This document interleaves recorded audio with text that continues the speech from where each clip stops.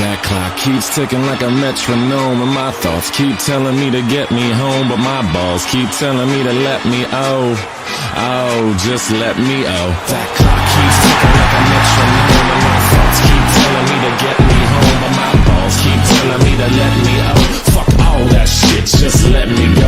Owers and tastemakers make us no chaser. Gets the blood flowing like a fucking pacemaker. Cut the middleman and inhale the vapors. Madman, old 10 Don Drapers. Cut the jukebox on, make the woofers blow. We gon' sit here until all them heifers go. Holler at the tens and spend a little dough. Not on them, no, they can buy their own drinks. That clock keeps ticking like a metronome, and my thoughts keep telling me to get me home, but my balls keep telling me to let me just let me That clock keeps ticking like a metronome, and my thoughts keep telling me to get me home, but my balls keep telling me to let me fuck all that shit, just let me go.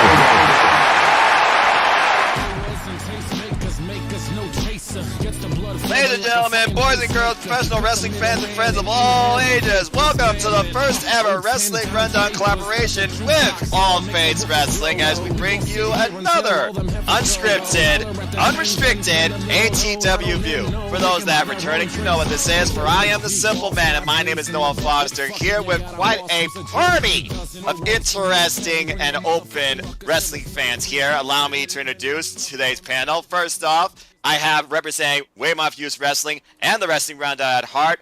Right next to me he's got quite a spirit, to say the least, which is why he's known as Lionheart, Mike Nichols. Mike, how are you this Sunday afternoon? I am doing swell. I'm awesome. I'm really excited to be a part of this, and can't wait to talk about the topics we got for tonight.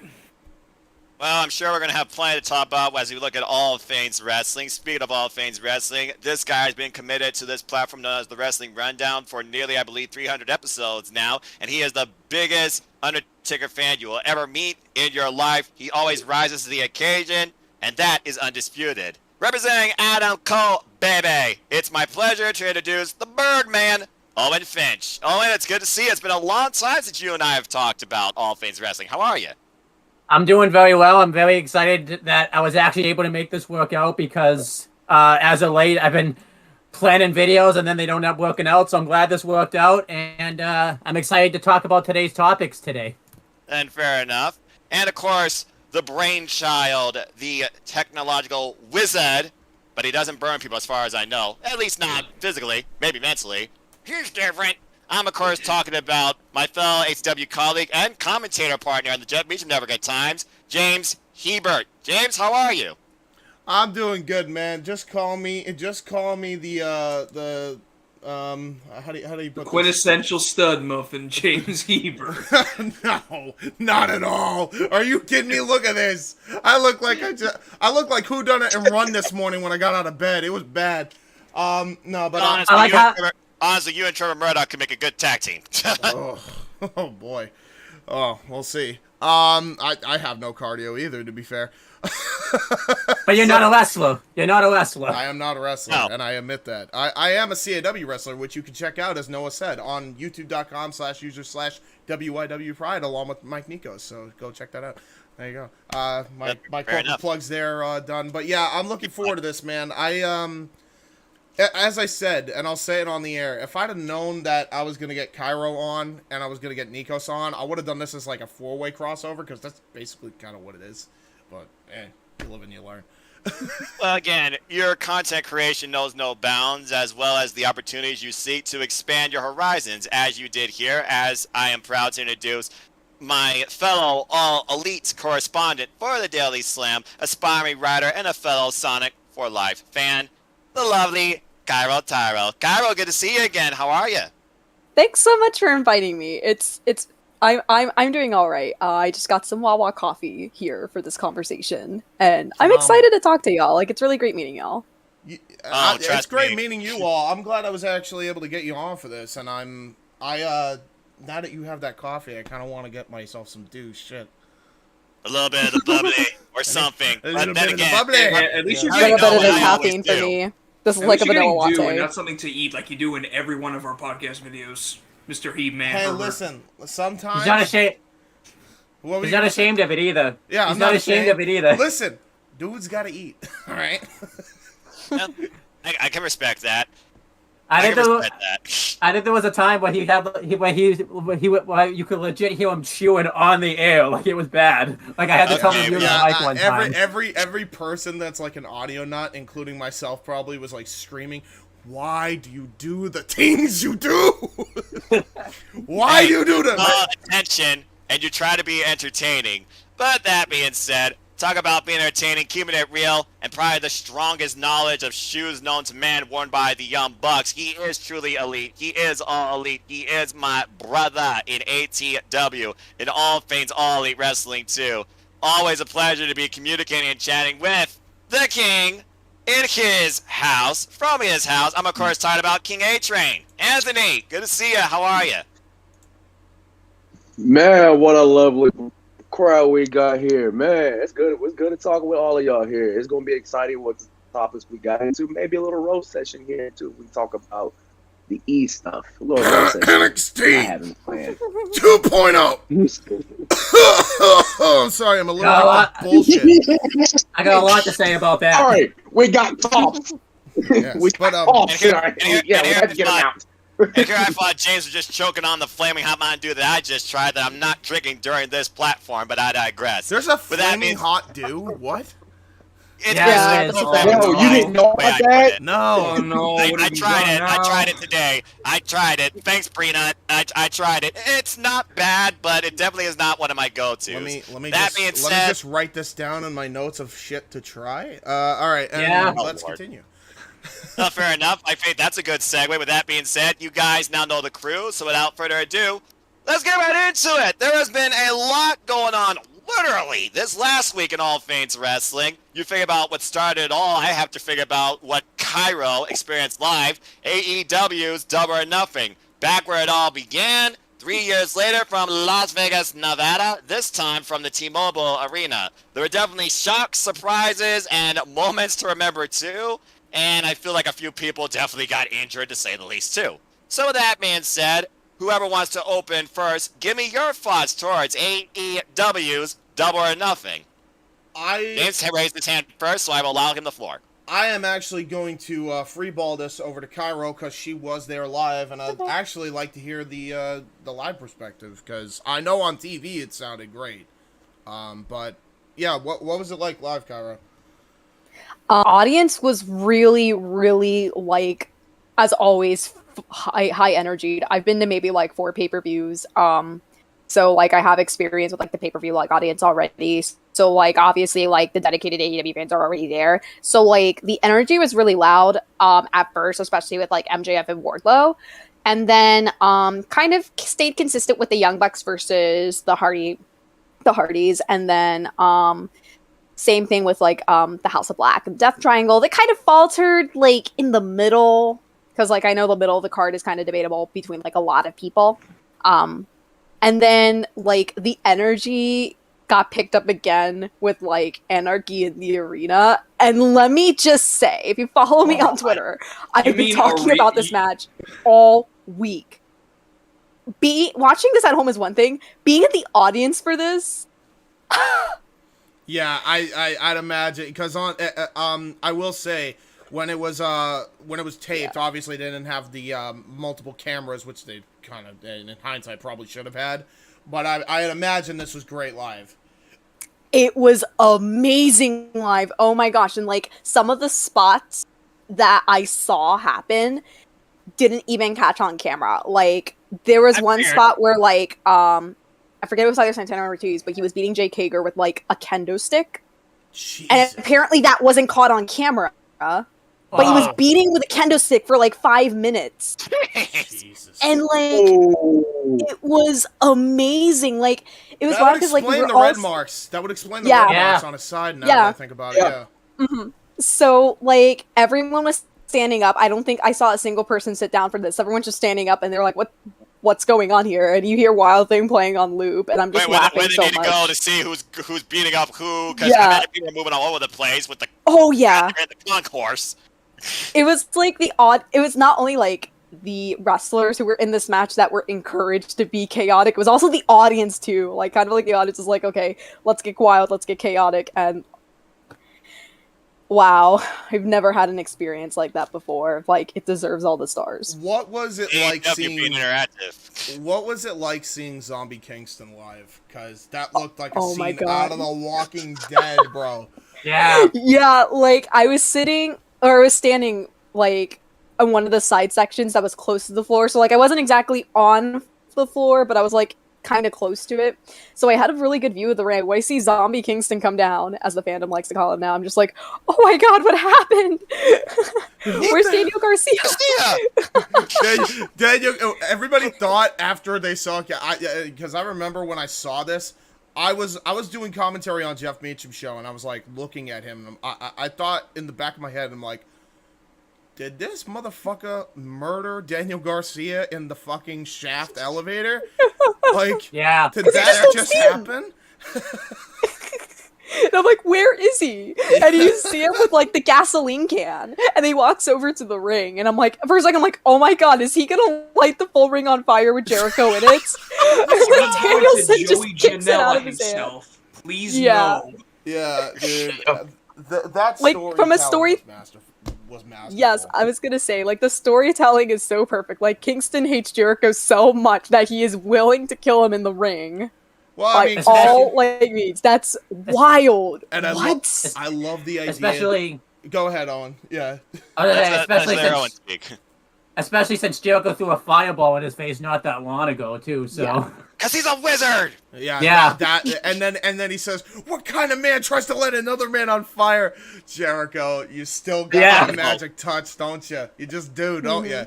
It's you just know what will He get did the same thing with what kind of man wears a scarf. Yeah, man. Yeah, one. Yeah. Yeah, right. I remember that. Double standard, Jericho. Double standard. Hey, Oh my gosh. what's the thing we always say on when it comes to AEW, Owen? Continuity. Hey. Yeah. That's your word. That's your word, James Freeman. That being said, Caro, after Anarchy Arena, you guys still had to reestablish yourself for a triple threat tag team match and, of course, the World Championship match. How did y'all bounce back from that? Well, like, the thing I was saying is that, like, Anarchy in the Arena kind of saved the pay-per-view's energy for me because, like, after that match, the energy just never went away. Like, the tag team match was fantastic. I thought there was a lot of good action there. And then going into the World Championship match, everyone was still hyped. So I think, like, that was a good call on Tony Khan's part or Jericho's part. It was either one of the two that, like, made the decision to have Anarchy go, like, two before the main event. Yeah. Yeah, no, it made all the sense in the world, and honestly, I'll go next after you, and then we'll go to Owen. Yeah. But I can't believe how quick they put together the ring, though, to say the least. Yeah, it was super quick. Impressive. Like Yeah, after the I match, was like surprised they by ran. They ran and like tried to like fix everything up.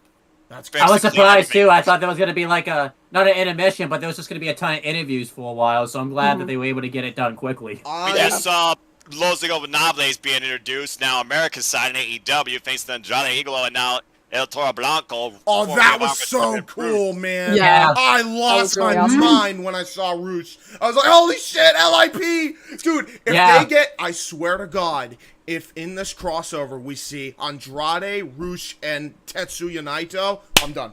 That's it. That's it. I'm going to lose it. Like, My soul will ascend inside the United Center. yes! I won't have a voice. I won't have a voice at all. A lot of people want to watch along with Past On. I have to be the guy that still plays the commentary role. Yeah, so to kind of go over the pay-per-view structure, I think what they did was genius anyway, but let's just put this in perspective.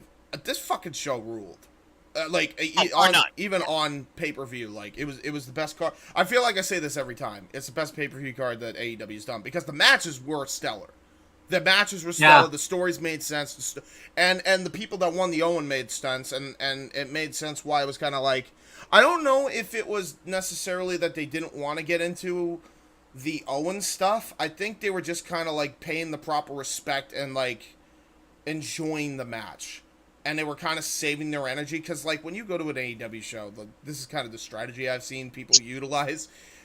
save your energy as much as you possibly can after the first Oh, two yeah. matches, and then do Oh, it for yeah. the next Yeah. one. But that does not mean that the matches do not freaking rule, because they do. I mean, Well, we learned that when this is getting off. This is sort of off topic, but it goes with what you said. I think because I've been to 2 Boston shows where they've had Rampage afterwards. We learned that when they did Dynamite and Rampage together, because the first Dynamite and Rampage I went to together, was the same was the episode when that was Moxley's last show before he had to go away. right. No one really cared about Rampage because we were so hyped because that was the same show where Adam Page was disguised as the Ghostbuster guy or whatever. But then when we went again, I think we kind of learned that lesson because that was the same episode when they were just here recently when FTR fought the Bucks for the ROH and the AEW, the AAA tag belts, and then later on we had Moxley versus Willa Yuta. So I think we learned that lesson. Yeah. And then later on, Willa Yuta became a member of the Blackpool Combat Club. So again, in essence, you're not off track. You're kind of looking at the pace and the engagement of the wrestling audience, the all elite audience. Let's just call it what it is. AW Galaxy, as the General Appreciation Society likes to call us. I love that he's just taking those subtle pot shots. Appreciate us. They're the Yeah, sum. Appreciate us. That being us. said, It's my favorite thing Jericho has done in years. Yeah, again, this is so a good. goat, a master of reinventing his character, and now he's basically attacking all forms of sports entertainment in a world of professional wrestling. Yeah, using Bridging the comedy. two. Obviously, There's comedy. when I saw the two like everybody was like, well, the Owen had the the finalists, and they wouldn't have been the people's first choice. But I thought it made sense from a story perspective, and I love that they went with the couple. I thought honestly, there was no better way to do what they did than to go with the couple there. I get it because Martha's a family woman. Owen was a family man, and so it would make the absolute most sense to put it on a family to be. That was so cool, man. Like, just the fact that they're honoring Owen Hart after what happened all these years, like that's crazy. Like, Again, AEW has brought back a sense of humility to the wrestling industry that has allowed people to re-engage and enjoy and honor professional wrestling. That's really what this company has come down to, constantly building themselves on for the last 3 years. yeah. It's the legacy that Owen Hart deserves. Like, I've always been on Martha's side regarding what happened, and she was absolutely in her right to respond and react the way she did. And I think the tournament and that awesome speech that she did after, all the matches were done was just great. Very deserving. Yeah. Very touching. I mean, Tony Khan Tony gave them the whole platform. Tony gave an hour extra in case they needed to go an hour extra, which tells you all you need to know. They handled this with such class.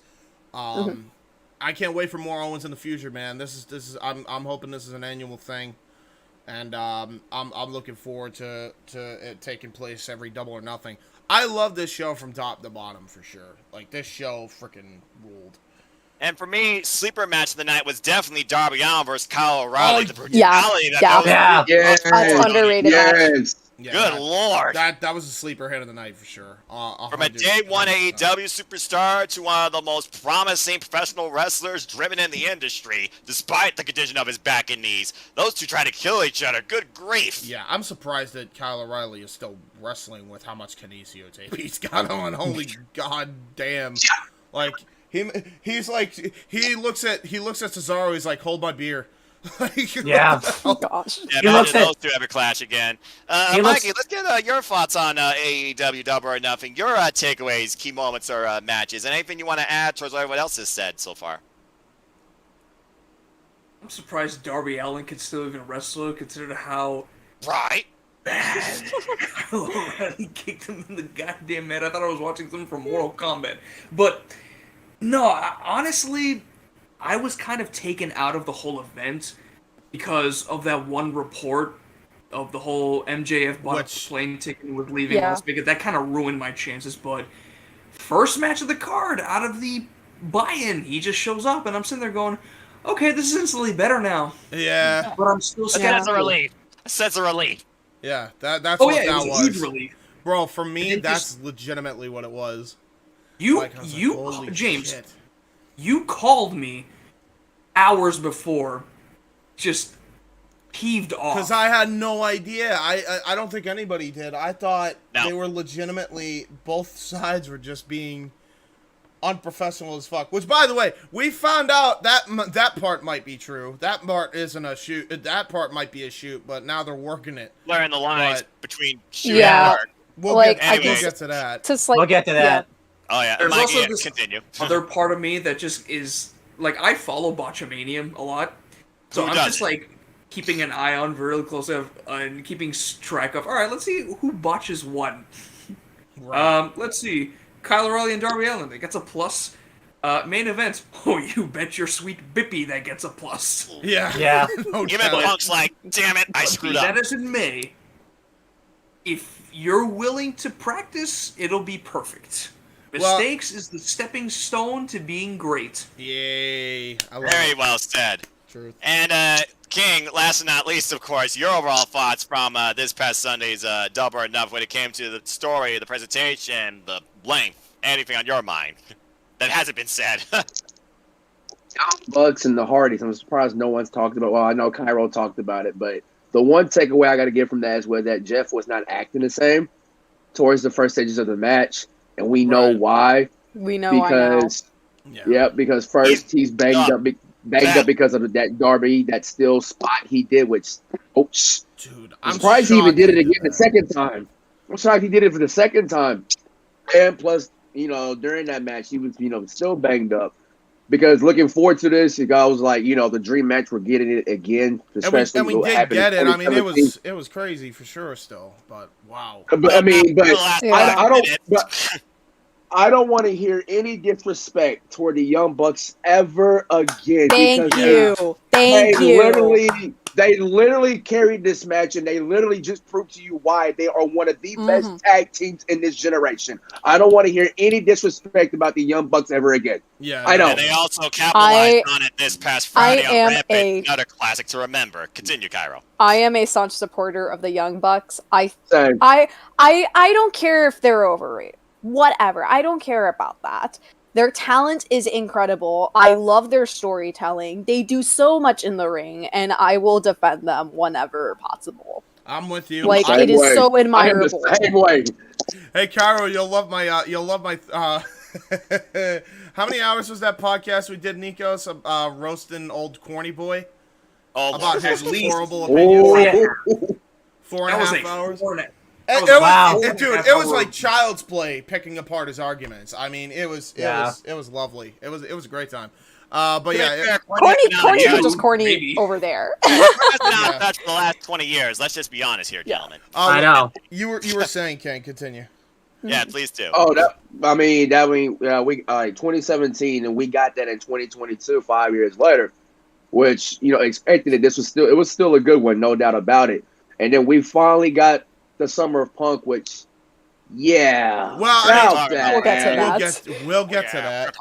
We'll get to that, but yeah, that was also a good main event between Hangman and CM Punk, because that was the most unpredictable main event in its AEW history. Probably the most Because you investing. didn't know. Yeah, for sure. Exactly, because you didn't know who was going to come out of that match as your AEW World Champion, whether it been you was on Team Hangman and you was Team Punk. And in the end, Punk made Adam Hangman Page went night-night. GTS. Yeah, Heyman went out on his own stallion and his own merit that AEW was founded upon, but also still his own insecurities that got him to the dance, but also cost him in the very end too, as you and me lightly alluded to, Cairo. Again, this whole entire show, for me, when I look at professional wrestling, I don't think about length. I think about quantity, the quality, the storytelling, the variety. This entire show, top to bottom, no two things felt the same. Was there points where you might have been like, I need a break? But then again, AEW, they don't do like a 30-minute interlude with pointless promos about what's to come next or what's already happened over and over again, too. From the Tentacle Wrestling Clinic, okay, James, get a cough drop. From the Tentacle Wrestling Clinic, we saw with You Serena. need a Ricola or something? Yeah, right. You go to lodges. From the technical wrestling clinic we saw with Serena Deeb and Thunder Rosa to the bright up-and-coming performance and continued growth we've seen over the months for the likes of Jade Cargill and Anna Jay, to who now rises up in the women's division under both occasions. From the technical sleeper, per se, with Kyle O'Reilly and Darby Allin, to the humble honoring where you forget about the idea of heel versus face, and all in the name of respect for Owen, where we saw Samoa Joe and Adam Cole, baby. And Dr. Baker DMD Rubisoho with a sub bit of respect afterwards too. To the tag team clinics of trios action between the House of Black and the Death Triangle, followed by the triple threat, the then and the now and the come, with Luchasaurus and Jungle Boy somehow overcoming the odds again. And then, of course, you had the humbling of a cowboy and a new champion crown in CM Punk. And you had entertaining spectacle for the ages with Anarchy in the Arena to remind you guys, this is professional wrestling, damn it. Have a good freaking time and engage yourselves. So, again, for me, this show, it definitely was something to remember. And if there's one thing that I probably would have changed, maybe one match should have been on the bio beforehand. And the only match I think that kind of fit the bill for that was probably the 6-way for TNT Championship implications. But Paige Van Zandt, she got a good showing for her debut. I think she has great potential, too. And Kyra, I imagine during that match, you were probably burnt out because that literally followed the Owen. Oh, yeah. Like, there were some points of the show where, like, I kind of felt burnt out. But, okay, for one thing, I had a flight to catch up to the pay-per-view. About to say. So, literally, like, after the pay-per-view, I, like, hauled my butt over from the T-Mobile Arena all the way to the airport. Because, like, if you've never been to Las Vegas, the airport's literally, like, right there. It's a 5-minute drive. It's literally so close. But there are two things I want to mention. Please. So, like, I forgot my other thought. Darn it. I'll tell you the story while my other thought comes back. All right. So, I mentioned this on Twitter, but I'll go into more detail about this now. So, whenever I go to AEW shows, I have a little Moxley doll. I also want to shout out Flighty, who goes by Flighty Buttless on Twitter, and she makes amazing dolls, merch, and crafts and art for wrestling, particularly AEW. So if you want like a lot of wrestling art, go follow her. But she's also the person who made my little Moxley doll. So I take little Moxie everywhere. I call him Moxie. And my seat at the show, it was, you know the stage, like there's the heel tunnel, there's the face tunnel. Yes. Yep. If you look below the tunnels, there are curtains that some wrestlers go through. So you're not going to see those little curtains on TV unless you're in the section right next to them. So that's where I was. Gotcha. So after Anarchy ends, BCC goes through the curtain that was next to me. So I got to see Eddie Kingston walk by, which was great. So I told him he, had a good match. Shit. But then I also saw Moxley walk by, and like I go up to the railing, and I told Moxley, or yelled rather, like, you were, effing awesome out there. And then Moxley looks over at me. He sees my Moxley doll. He points at it, blows a kiss towards it, and like acknowledges it, and then just walks through the curtain. And I'm just like, oh my gosh! That's awesome. Nice. They can fit the gamer score. Again, Moxley, humble family man, proud father, ridiculously insane, violent professional wrestler. Damn it! But I digress. But also, no doubt. Oh, of course. But anyway, continue. Real quick, because we're kind of pressed for time. Do you remember your thought, Caro, or no? No, you can just go on to the next one. Okay. Well, before we do that, everybody, I bring forward the better of all things news. Yes. He has quite an inquiring mind, bridging the wrestling universe with Marvel and DC, and a lot of those theories, they hold up. I'm, of course, talking about great friend Eric Brown, representing the Reality Entertainment. Eric, how are you? Good to see you. Your mic is muted. No, your mic is muted. Why am I not hearing you? Shit! We were so close for nobody. He has to check his Discord settings. Yeah. Still can't hear you. All right, Eric, check your Discord settings and then there we go. All right, say hello. Cody Rhodes is injured and out of Hell to Cell, probably. Oh Jesus, that's a double whammy. Oh boy. Oh, we got a double whammy. Was this just now? It was reported several hours ago that Cody might be hurt. He was out of the house show, and they had to replace with Drew McIntyre, so we don't know what's going on heading into tonight. Cairo's face speaks 1,000 words on that one. Oh boy. Yeah, That's horrible. Oh my god. That's their main event. And subtly speaking, sub-tangent, figured about former AEW guy with no bad blood against him whatsoever, except for the fans for some reason. Idiots. Cody Rhodes, he's had quite a good run so far, bridging what he's supposed to be, that professional wrestler, while trying to bring forward something that his family never done under the WWE. I know. And it would be tragic considering that, again, he's in the main event of this large event tonight, and now he might not be involved in it at all. Well, I do have an update. He might be still good to go. He might still be good to go. He did say a few hours ago, "You ready, Chicago?" Okay. I say Cody's going to do everything possible beyond his human body's capabilities to be a part of this main event, and probably He set himself on fire on his head. Real quick. Oh yeah, and Andrade saved him. Let's be honest, during that crazy Spanish fly spot through the flaming table. But I digress. Real quick. But that being said, Hold on, Noah. Wait. I want Noah to get, or I want Owen to give his thoughts on Double or Nothing because we kind of didn't cover everything. Oh, I mean, again, Double or Nothing had a lot to it to a degree. But Owen, go ahead and finish us out with the Double or Nothing discussion, and we'll move forward into the week. Yeah, so I love the show from top to bottom. I didn't get to see the show live, so I had to avoid spoilers all day. So I didn't get to watch it till like the next day. So luckily, I was able to. I had to like tell everyone in the chat too. Like I haven't seen the show yet, so don't tell me nothing. Yeah. Hashtag spoiler free. That's what I live. But yeah, I love the show from top to bottom. Like you said, Noah, I thought Kyle O'Reilly and Darby Allin was the sleeper match of the night. And it was just a really entertaining show. I thought every match felt different. And AEW always finds a way to make me like matches that I typically wouldn't like the way they organize the triple threat tag match. I typically don't like those type of triple threat tag matches, but it made sense since it followed Anarchy in the Arena. You kind of had to structure the tag match that way, so I thought that was really good. I really enjoyed the main event, and I feel like one thing we're completely ignored about the main event is I loved how they went back to Adam Page's insecurities when he went to cheat to get the victory and decided against it. So I thought that was awesome. Please just make him heel already. But I really enjoyed the 6-person mixed tag.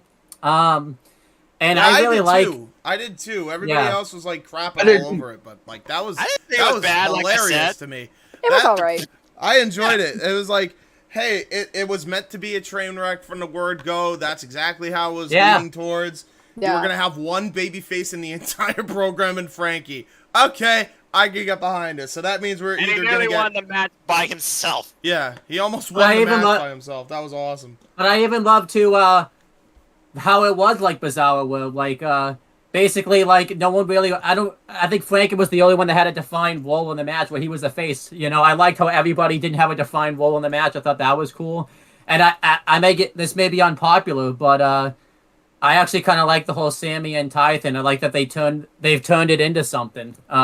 Let's just be real. I'm in the same boat too. You do what you can with the role you are given. Make that money, make a name, a statement for yourself, and make yourself be a part of the product. And they did that on pay-per-view. By the way, congratulations to Sammy Guevara and Ty Conji, now engaged under Peggy. Yes, congratulations. But hope Sammy ain't sleeping on the couch again after what happened. I mean, he's right in the face. Just saying. I'll even say this, and then I'll give one last thought.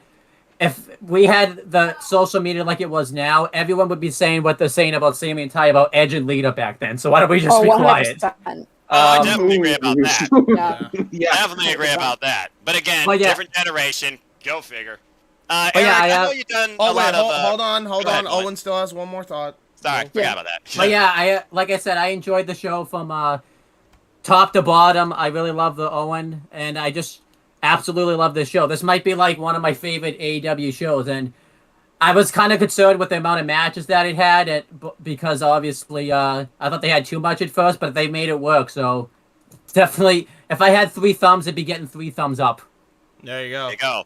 And I'm sure Dave Meltzer would agree with you. I'll make one quick comment because Owen actually reminded me of what I was going to say. So this is going to be super quick. So one of the best analogies that I've ever heard about AEW is that like their pay-per-views are like a buffet. Yes. So like, I like that. you know how buffets have different types of food. So like, Yes. here's your tag match. Here's your spot fest. Here's your brawl.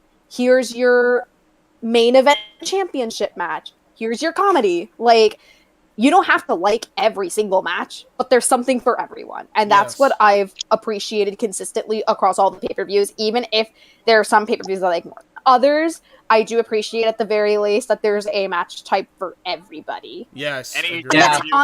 That's honestly how it should be. Yeah, and each pay-per-view feels different. None of them feel repetitive or the same. Not necessarily the same players in the same spots either. They've always changed it around. Like they changed out the courses per se, maybe on Taste of the Season or Fruit of the Wholesome. Every one of them have brought a different vibe, and it still has pushed AEW forward. Go What's up, ahead, Owen. There's one thing no one's even mentioned that I'm kind of surprised that like no one's even given. Julia Hart joining the House of I That talked was about so that cool. in Trios match. That was And so I cool. knew that had to be the long end game. A heart turning dark, a dark empress rise. When you think about Malachi Black's message, it's like the friggin' person from Kingdom Hearts that went dark. That was for you, Caro. Sure. So it totally makes sense for me. And she needed a character reinvention. And so far, I think it's a good fit for her. It totally transforms her. We'll see what comes from it too, as the house once again wins. I have to By the say, way- I have to say real quick, shout out to the freaking Hangman DDT into Curb Stomp combo. That was fucking ridiculous. What the hell? That match question is- ruled. Butters. One question I have though is, and then you can correct me if I'm wrong, and then I'm done. Did the Julia Hart joining the House of Black take place right before the Owen Hart tournament matches too? Because that's, or am I completely wrong? Pretty on that? much, yeah. A You Hart are and a- correct. It did. It literally did, because we went right into the Owen following that match after Pac was blinded. It's the Yeah. black heart, if you will. Ha ha. But Eric, go ahead. You have the floor. I know you gave some retrospective. You even called Kyle Riley and Darby Allin kind of like your dark horse match. So I'd love to get any other thoughts you might have on Double or Nothing. Okay, I have something that might be considered apocalyptic. Uh-oh. Oh, There we is go. this Subword. news? Is this What he news, does. or are you? Is this talking about news Double or or is this you Nothing? being apocalyptic as always? Cause chaos. Jim Cornette praised Kyle O'Reilly of AEW and said he could be a top player there. Oh my gosh, Oh, who gives I a can't shit? believe. Oh my god, I can't raise believe something in it. AEW. Jim That's shocking. Cornette, hold on, wait, here, look at my face. Jim Cornette, not consistent again. Who would have thunk it? Oh my god. All right, let's just move on. Well, a broken clock can be right twice a day, so there's that. I still think my favorite Cornette thing that he's done in the last couple of weeks is with Konosuke Takeshita, and he was Yes. praising his Hangman Page match. Oh, and then yeah, once he yeah, realized he was Konosuke once he Takeshita, realized he yeah. was in DDT, he's just like, no, No. Forget it. No. No. I can't you're done. accept this type of wrestling here on the States. Never mind the fact that he has not done like one comedy match in his entire life. I'm pretty sure since he's been there. By the way, I'm pretty sure he's always been treated as serious competitor. I'm But, pretty you sure know. Konosuke Takeshita is the most serious competitor in all of DDT Pro. But I digress. Anyway, Just look at Smoky Mountain. yeah. Thank That's all I have you. to say. Thank you, Caro! I'm so glad you said it! Oh my god, it's not just us anymore, Nikos! Took the words It's, out of my mouth. it's not just us anymore. It's not any of us on this rundown. It's not anybody. We got an outside person here said the exact same thing. So it's confirmed that Cornette is full of shit. Go on, Eric. As you were saying, Double or Nothing. Eric, if you Talk about Yeah. Double or Nothing. Your thoughts. Okay, we all know why. We now know why there was an extra hour put into Double or Nothing. Of course. Yes. Just for respect to Marble Heart. Martha! Yes, we love it. And what a message, Love and what a Martha. reception, by the way. Again, this Owen tournament proudly delivered what it was meant to do in honoring Owen Hart. I have no negative flaws about it at all. Go ahead, King. Oh yeah, speaking about since we're talking about the Owen, shout out to everybody who participated in my Owen Hart bracket challenge as of the weeks. Shout out to everybody. I will be if they do an Owen next year, but be sure to participate. Should I win Thank you or to everyone no? who did- Yep. Hey, you'll get it next time. Kudos to you, Shit. King, for hosting. Aw. Kudos to you, King, hosting a great way to bridge the world of sports and wrestling with a little bracketology fun. This was fun to say the least. Thank you for I that. did so great in the Owen in the beginning, and then Johnny Elite came out. I'm like, well, Everyone did, well, bro. Everyone Me, did. Johnny Gargano. I mean, At least you didn't have Dax Harwood winning the whole thing. Hey, I like My that. bracket At was least just move forward, done. but against Adam Cole, yeah, he was done. I He was personally, done. I'm gonna be honest with you Finished. though. I would have loved to see like if the brackets were different. I would have loved to have seen a Dax Harwood Kyle O'Reilly matchup. Agreed. Yeah, And that yeah. might very well happen. Funny. That might very well happen sooner than we think because we know that Red Dragon has eyes on those Ring of Honor tag team challenges that FTR currently holds, Let's go. to say the least. But bottom line, Sunday, phenomenal show, phenomenal night, pro wrestling done right. Simple as that. And then we move on, and Owen, you can open up this topic since this is also partly your production with the pipe bomb. Not even a pipe bomb. Who are we kidding? The nuke. promo nuke of the last 2 centuries, or sorry, 2 decades. I screwed up. I botched it. I said decades, and I said 200 centuries. years later, we learned what a nuclear bomb is verbally. We learned that MJF can drop nukes 200 years later. We didn't even know who he was 200 years ago, but that doesn't matter. Owen, what are your thoughts on MJF and his promo nuke of a lifetime? First, I'm gonna say, James, of all things to have me host, you pick a promo. You know that's not my thing to talk about. Like, but anyhow, I got something to say. If he needs some help. Boys, I'll be no, I got it. But Okay. And then Eric can add his retrospective because he barely spoke. So Owen, kick it off, and then tag to Eric. Go. So I absolutely loved it. Again, I didn't get to see this live because I fell asleep after work. So James had to say, you got to watch this like now. Like I pretty much got off the phone. This is the first time I've watched Dynamite before dark. It was that good. I had to see it. Fair enough. But then, yeah, I really enjoyed it. Because I actually didn't even say I really didn't enjoy the MJF Wardlow match all that much because of the backstage stuff we knew about MJF. I thought that was going to be it for MJF, and then when I heard he was going to be on Dynamite, I'm like, wait. At first, I was thinking, what's going on here? Because obviously, this is something different. Because usually AEW is pretty respectful of injury angles. Because obviously, MJF got stretched out and everything afterwards. Even Then though when they he- had the Ocean Max on him wrong, botch. But even though he came out, I'm like, okay, something's going on here. And then when he just started talking about pretty much everything that happened, and it made me question, was this whole thing a work with MJF having contract disputes? MJF, wanted to go to WWE. Is this all just one big mass of work? Are we all being worked here? Because And then it went into shoot territory. yeah, it was really. This might be the best shoot promos I think I've ever seen. Like I've seen the pipe bomb promo. I've seen John Cena do some pipe bomb promos, and I've even seen Cody's pipe bomb. I mean, it wasn't a pipe bomb promo, but Cody's promo he did when he said he never challenged for the AEW World Championship again. I'll add one word to help describe this for you, Owen, and then you can take it from here. Vitriol. The vitriol in MJF's fucking delivery was magnifique. It was so James, good. And now, just to educate those that might not be, riders or have such a vocabulary, why don't you give a brief definition about that word? Vitriol means very, very, very, very, very, very, very, very, very, very, very, very hateful towards an individual or thing. and yeah, now it just makes me question like what's gonna come of this now, because I don't think we're gonna see MJF for a while. They've removed him from the roster page, and they did an angle out in the commercial break where CM Punk came and confronted. Obviously, that part's probably going to be messed with because of what just happened with Punk. But I'm just so interested in this. I really can't wait to see what happens because MJF is. I think MJF's the perfect guy to do it with too, because he stays in character all the time so much that you don't know what's a work and you don't know what isn't a work. So he was the perfect person. You couldn't have picked a better person just for that alone. Yeah. One of the last examples in the industry that literally is trying to keep kayfabe alive. And this also, especially too, I think too, a lot of people I think the good thing about this is when people think of Punk's pipe bomb promo he cut a while back. That's all they remembered about the show because that he was on. Because let's be real, that episode of Raw I don't think was very good. What is even better about this is this came on a banner episode of Dynamite Oh my too. god, this episode Yeah. was ridiculously good. Fantastic. Monday debut in California at the Kia Forum for AEW. Jeff Meacham, you were live, you lucky bastard! So that's what Legendary Forum where the Lakers used to play. Man. Also, wait, I just realized something. Was Lex there? For our ATW pal, Lex? He might. Yes. He was actually. Yeah, I Yes, think he was was there too. Okay.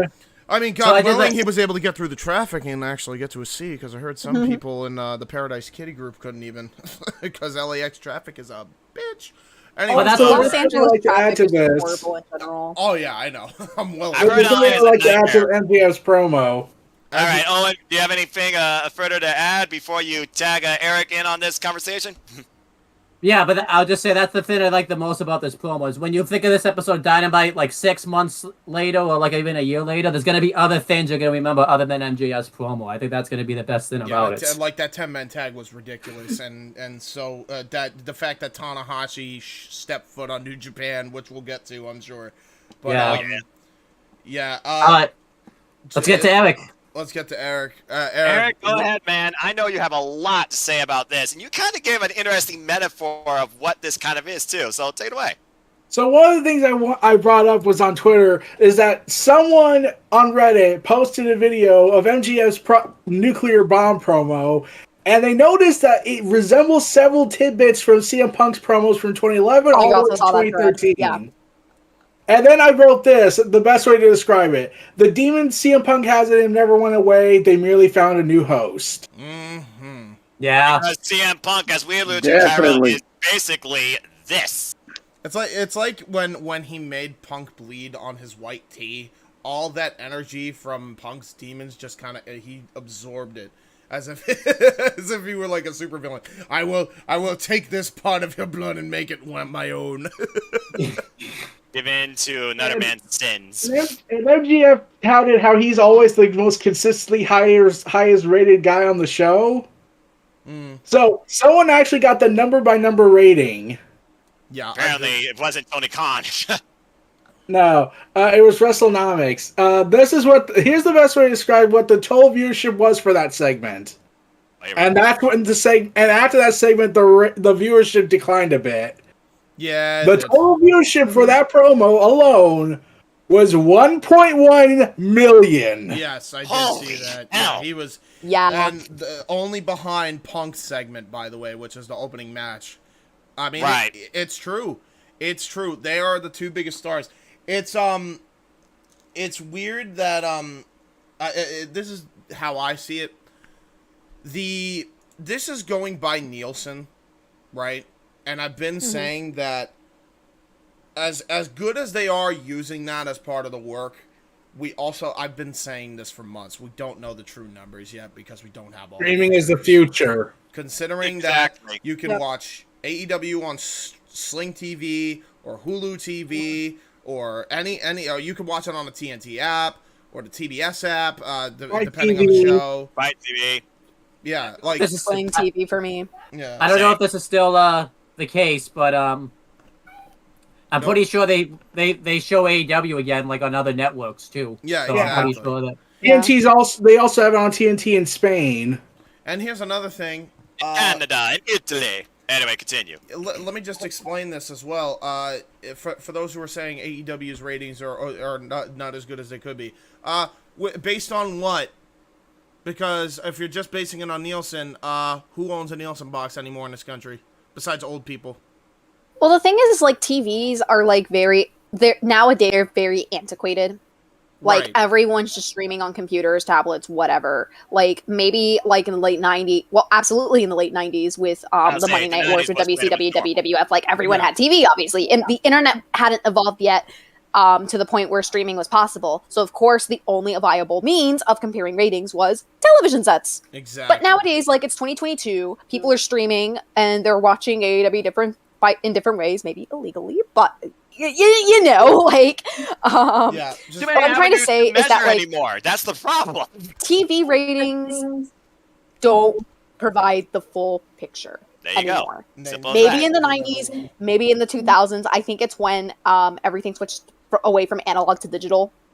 was when like 2002, I TV. believe, is when it really kicked off. Yeah, like the late 2000s. But like television ratings and Nielsen ratings, they're like a great correlation, but it's not a causation of any sort of means, whether AEW or NXT, if we're talking about the Wednesday Night Wars, who had the better product. Yeah, no doubt. So, And again, the comparisons, they have no real value nowadays to the means that you literally can capture any form of media almost practically any way at any time. So whether it's live, on demand, bootleg, literally, there are so many ways to capture some sort of way that this is viewed. It's impossible to measure. Yeah, and here's the thing, right? Here's the way you can kind of make a general estimation. If you take all the streaming assets that people have to watch this product, chances are, and you add the DVR numbers just on Nielsen alone, by the way, which they always break 1 million every week, by the way, just on Nielsen. Chances are you're looking at 3.5 million people watching this product every week, and that's just an estimation. And everybody's saying, well, you don't know that. Really? Well, explain why every other metric is up, including pay-per-view buys, t-shirt sales, and toy sales. And YouTube views. correct me if I'm wrong, but back when AEW was on TNT, well, Dynamite specifically, wasn't that like their the channel's most successful program aside from the NBA? Yeah, it was. Like, not counting the NBA. They're like number 2 most of the time, just to the NBA. Sometimes they overtook them. Which, by the way, the NBA then got pissed for and then made fun of wrestling fans that were waiting for Dynamite when they had a basketball game going overtime. I remember. On purpose, by the way, on purpose. Get good scrubs. That's competition, James. Yeah, is it?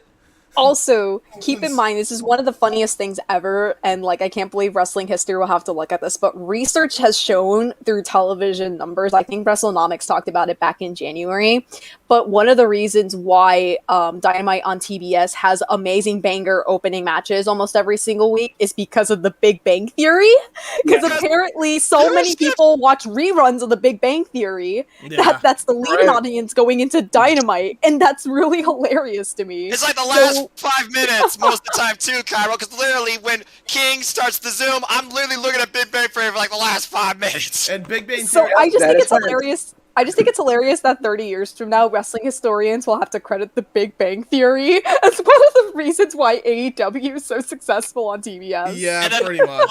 I want to point this out. AEW is American Dad without the theme. The one thing I would like to point out, I would like to point out that should end the whole, well, the Nielsen ratings are the supreme knowledgeable whatever metric data, even though they're outdated. I have evidence. I have proof. Go for it. I love proof. Please. I like evidence. Please prove my point right. Let's go. Ohio Valley Wrestling got to deal with Netflix. And they probably aren't even in the top 30. And they got a deal. Yeah. About to say, you look at how many rising promotions nowadays outside like NWA and like Title Match, for example, there's so many independent individual promotions like Some All Women, like Capital Championship Wrestling. They're on the rise too through streaming networks. Some of these wrestling promotions are literally exclusive streaming. Terminus was literally founded on the art of grappling wrestling, and they're only on Fight. Pretty much. Yeah. Yep. Real quick, before we completely lose track, because we just went from talking about You the went from MJF's promo to the ratings. I just wanted to throw that little nugget out there so that way we understand that Nielsen, just going by Nielsen rating, is a crock of shit. Nikos, talk about MJF. You got the Burberry scarf on, so naturally you should be the one to go next to talk about this. Especially when MJF left his Burberry scarf in the ring. By the way, this is the official scarf MJF wearing. What he's wearing is a false made from flea markets. I am expecting full compensation. But, yep, I'm sending my P.O. box down in the Burberry description. section But I at that digress. Dynamite would agree with you. Oh, yeah. But, yeah, this has been one of the greatest pipe bomb promos ever since 2011. And we've come a long way because I've been seeing videos of certain attempts of a pipe bomb, but none have come close to the one that we've seen with MJF, because to really engage in a pipe bomb promo, especially if you're a heel, there's a cycle that you go through. You gotta go through the crowd of them chanting for you to shut up, to the point where they're now cheering for you because every word that you say, they're backing you up. Yep. Which MJF as a character, I say he's the most complexly sound wrestlers on the mic I've ever heard since Punk in 2011. Yes. Because it's getting to the point where you don't know whether you want to cheer for him, hate for him, and to an example, one of our other buddies, Michael X, thinks that this is a way for him to turn face. I disagree, because he still has got that cocky, spunky attitude that he's trying so hard to keep that heel persona masked. Yeah. Like, there's no way for him to turn face unless it's given to the point where he is.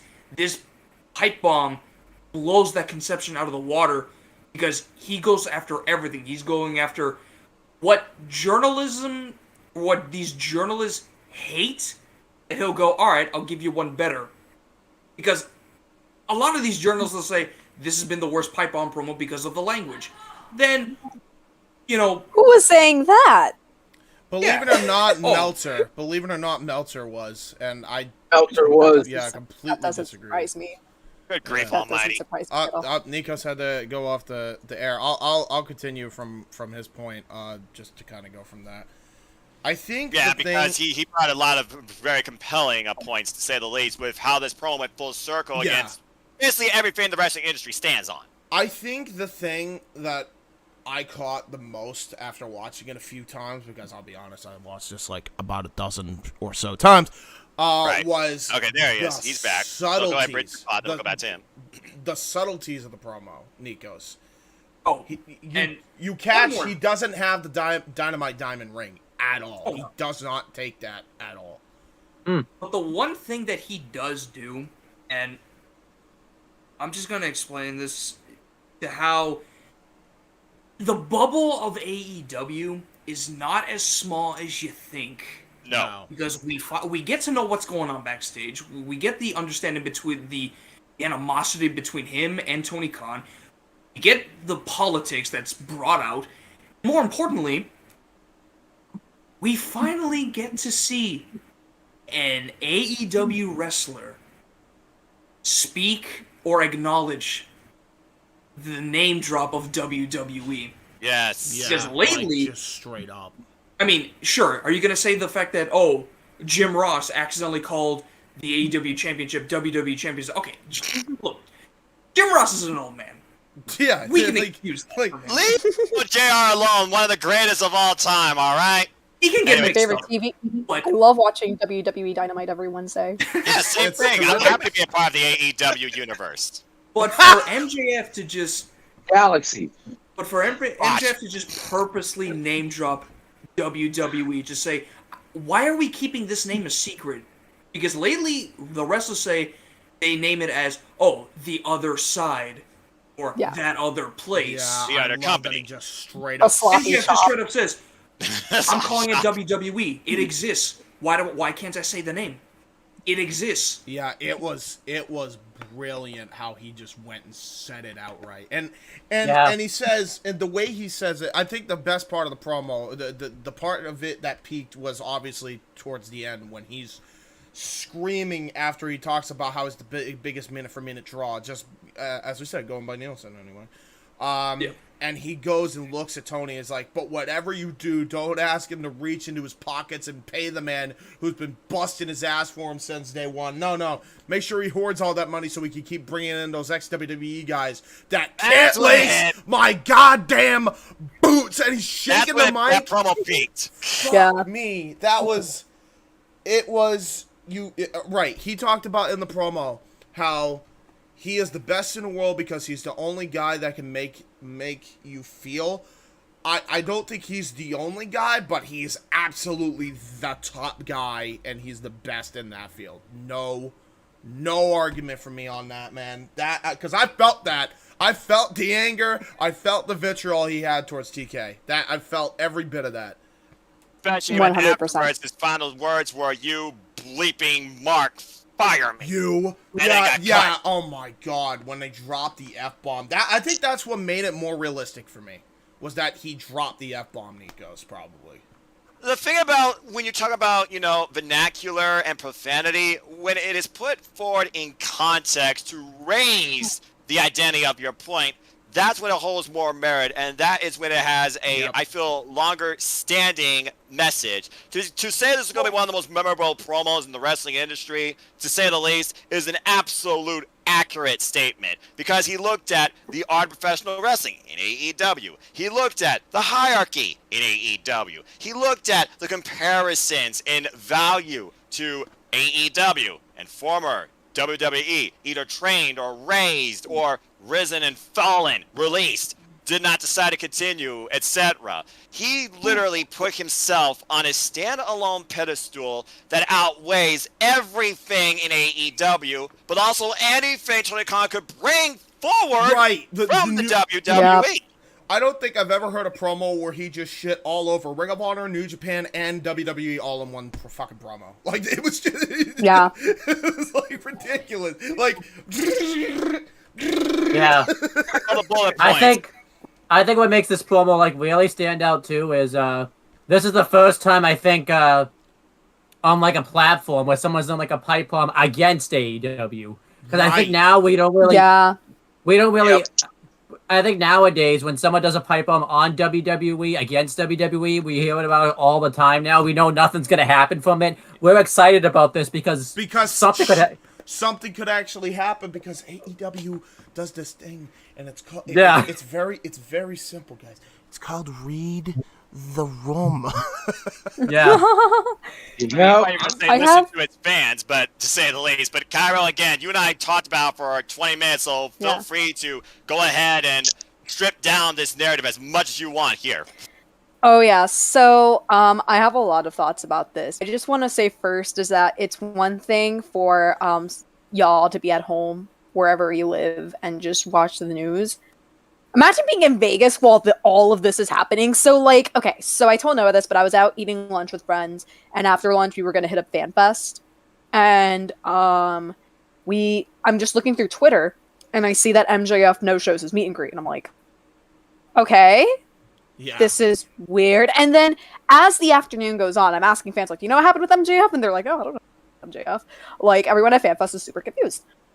And so then as the day goes on, then you hear Sean Ross Sapp break the news that, oh, well, there's a flight to Newark that MJF is taking, and he's going to go home. And I'm like, oh, goodness, is he going to miss the pay-per-view tomorrow? Which by the way, I will say, as much as I appreciate them doing everything they can to make this a work, this should be the most bait thing ever. MJF lives in Massachusetts. He doesn't live in New York. So that's kind of what gives it away. Yeah. Like, my basic take on this entire thing is that, like, I think MJF no showing his meet and greet was real. That actually happened. Because, like, to me, logically, there's no way that AEW would advertise him for a meet and greet, and then suddenly he just doesn't show up, and AEW has to refund everyone. If that was intentional, I'm like, what? Yeah. And if that turns out to be a work in itself, I'm like, why would you do that? Anyway, so like, I said the same thing. I said the same thing. I was gonna say this. Oh no, that's a WWE style move. They've been advertising stuff, and then they go ahead and just like, screw it. Yeah, no, the AEW doesn't have that track record, so which is what really confused me about this. Especially because with MJF, they just have somebody else in the role that still applies to the continuity. We've seen it countless times during the pandemic, for example, when someone was tested positive, and they substitute somebody else in the match that has history still with that very opponent. Anyway, sorry, Owen, go ahead and give your thought, and then we'll get back to Taro. I was gonna say, especially I don't see like AEW advertising MJF, because his meet and greets are always the most talked about thing out of them too. So I don't see them. I don't see that happening. Even a draw. The most expensive. He's even the biggest draw at the meet and greets. Continue, Caro. Yeah. Like, I think it started off as a shoot. I think the contract negotiations are real. All of that is real. But then I think Tony Khan and MJF decided to capitalize on the situation and essentially turn it into a work. And you know Punk helped. Mm-hmm. Yeah, and I still believe that these negotiations are... Mm-hmm. I was saying no doubt about it, Yeah, so I definitely believe that those negotiations are like still going on in the back. I don't know to what extent, because obviously I'm not a backstage member there, but I still think that like, that's going on. But in the meantime, they're taking the emotions of it and turning it into this work shoot, which is what the Right. MJF promo was last night. And So- I think at the heart of it, Cairo, it's workers' compensation. Right. So like a exactly. lot of the MJF stuff, and all the terms being thrown around in the like feels around it reminds me of one of my favorite wrestlers of all time, which is Brian Pillman. Loose And cannon. and like part of the reason why he's one of my favorites is because he took wrestling and essentially turned it into this art form where you blur the lines of reality and fiction, and Yes. like I think that is immensely powerful, and when done correctly can make the audience wonder whether whatever they're watching is like real or not. Like my Yes. favorite work shoot promo of all time is his ECW SummerSlam promo from '96. Because that entire thing for 10 minutes, he's just like Yep. trashing on WWF. He's also trashing on WCW. He's also trashing on ECW. It's like this whole entire tirade, and he's throwing out all these insider terms. And MJF is like also throwing out these insider terms as well, like Mark, you, blah, blah, Mark, pay, fire me. And his promo gave me a lot of vibes from that. Yeah. I think Now, correct it.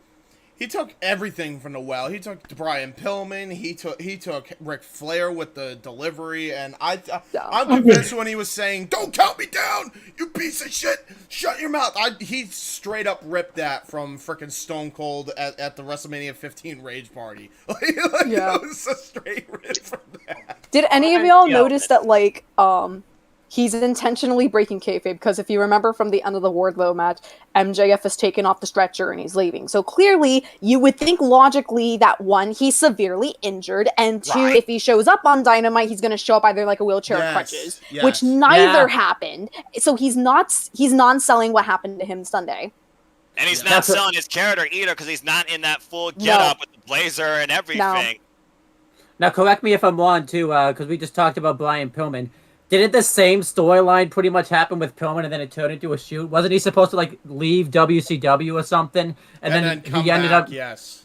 So basically what happened was Pillman had like his child at the time, and he's like, oh, well, I'm a wrestler and I need money, so I'm going to try and negotiate a larger contract with WCW, which is where a lot of his loose cannon ideas come from. So he actually legitimately convinced Eric Bischoff, this is how far it went, it legitimately convinced him to like drop his contract. Like, this was crazy back then. And he did some things with ECW, and he's like, okay, I'm going to do this, but in the meantime, we'll negotiate a WCW contract. Like, we'll draft everything. And then the WWF was like, hey, so weird that you've been doing this. What if we offered you more money than WCW? So he went to the WWF. He left Eric Bischoff high and dry, and that's how we got Pillman in the WWF. So this is just like this. This is the same. This is the same thing almost, except it probably almost. Not quite.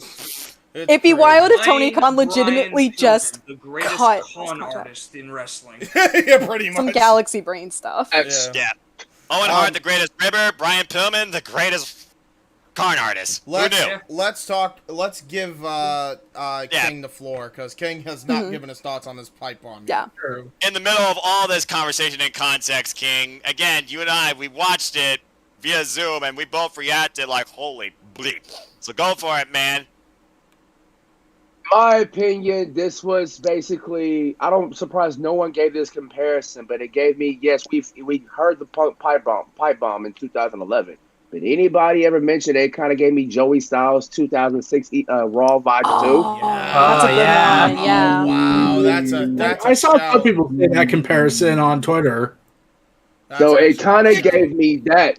Yes. It kind of gave me that type of vibe as well, along with the Punk 2011 promo, because as soon as Joey said, "I'm not a sports entertainment storyteller," those type of vibes, it gave me that from what this MJF and this is what's been missing for the last decade: the blur the lines between kayfabe and realism. This is what we've been missing for the last decade. I'm glad MJF is the one to step forward and bring that back in professional wrestling, because that's been missing. But that's, in my opinion, it kind of gave me that comparison. I agree with you to a point. I will say that other people have done the reality into kayfabe stuff. It was just a lot more tame compared to what this was. This was blown up on a whole different level. James, there's one key difference with all those other ones versus this. The profanity? Unscripted. Yep. Amen. And I think Eric, you had a thought? There was something else I wanted to mention about how this turned from a shoot into a work. So I do think that was the case. I think because MJF was pissed, like, why am I not getting this much money like these other guys have been getting? And Tony Khan was like, yes, you deserve that money. Can you sign this extension? No! And I'm like, that's not how this works, man. Yeah. You can't have it this way. Yeah. And this is what I wanted to point out.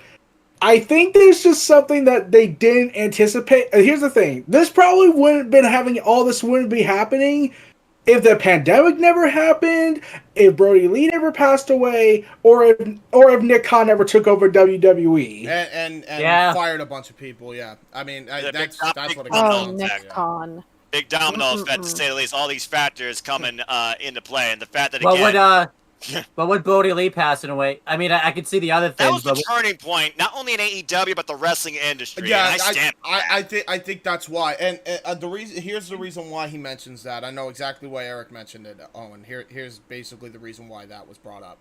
That was kept so tight-locked from the entire IWC, from all of social media. Nobody knew that Brody was in critical health. So I can imagine if they could do something like that. And again, Brody Lee, God rest his soul, obviously. They could do something with this MJF thing. I mean, you know they're going to try to keep it as tight-locked as possible. No doubt.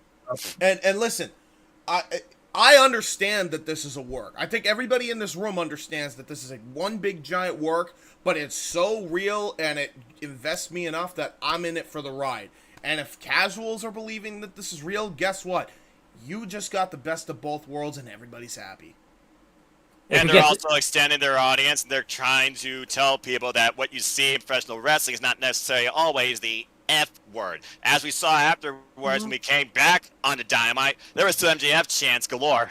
Yeah, absolutely. I'm telling you, this is so similar to Pillman, because back in WCW, when that whole Booker Man thing happened, the casuals were like, Booker Man? What? But then the hardcores who read The Observer and were on forums online were like, oh no, he didn't. He didn't use that word, did he? Like, it's so similar. I love this stuff. Booker Man. He went there, Caro. He freaking went there. Now people are going to be like, okay, now I need to really follow this dirt sheet because I believe it's the gospel. And I'm going to be. I now have come to the conclusion that MJF's promo sucked because he did not refer to TK as Booker Man. That's. He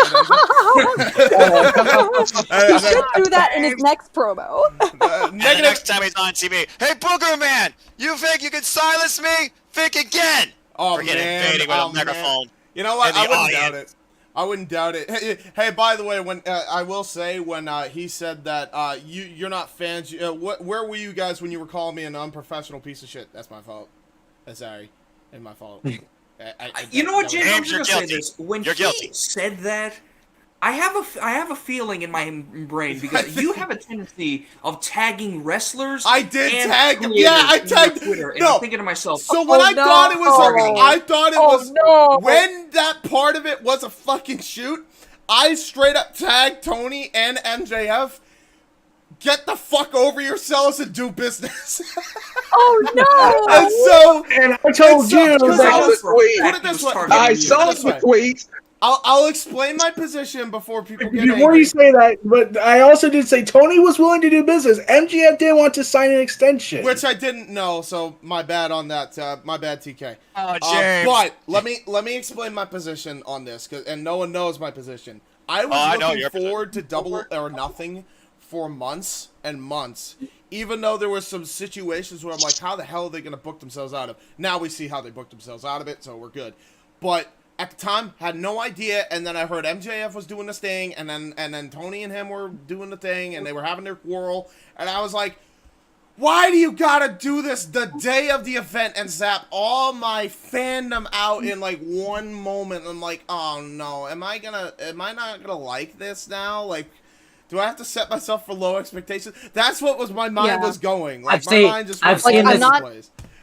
I've seen this happen with you. I have seen it. He is seeing I think this. I've been. He is privy to this. My bad. But, I'm not justifying what MJF did by missing the meet and greet, but my logic in thinking why he did it was, okay, well, clearly Tony isn't listening to me with the contract negotiations. Oh, it's the day before a pay-per-view. Maybe if I do this to actually hold up the pay-per-view and threaten the slot because everyone's been looking forward to MJF versus Wardlow, maybe he'll be more desperate to talk to me. Which, like, it's kind of like a double-edged sword because you also have to think about how Wardlow has been built up for the entirety of this feud, and stalling this match would ruin his, build up that he's been having.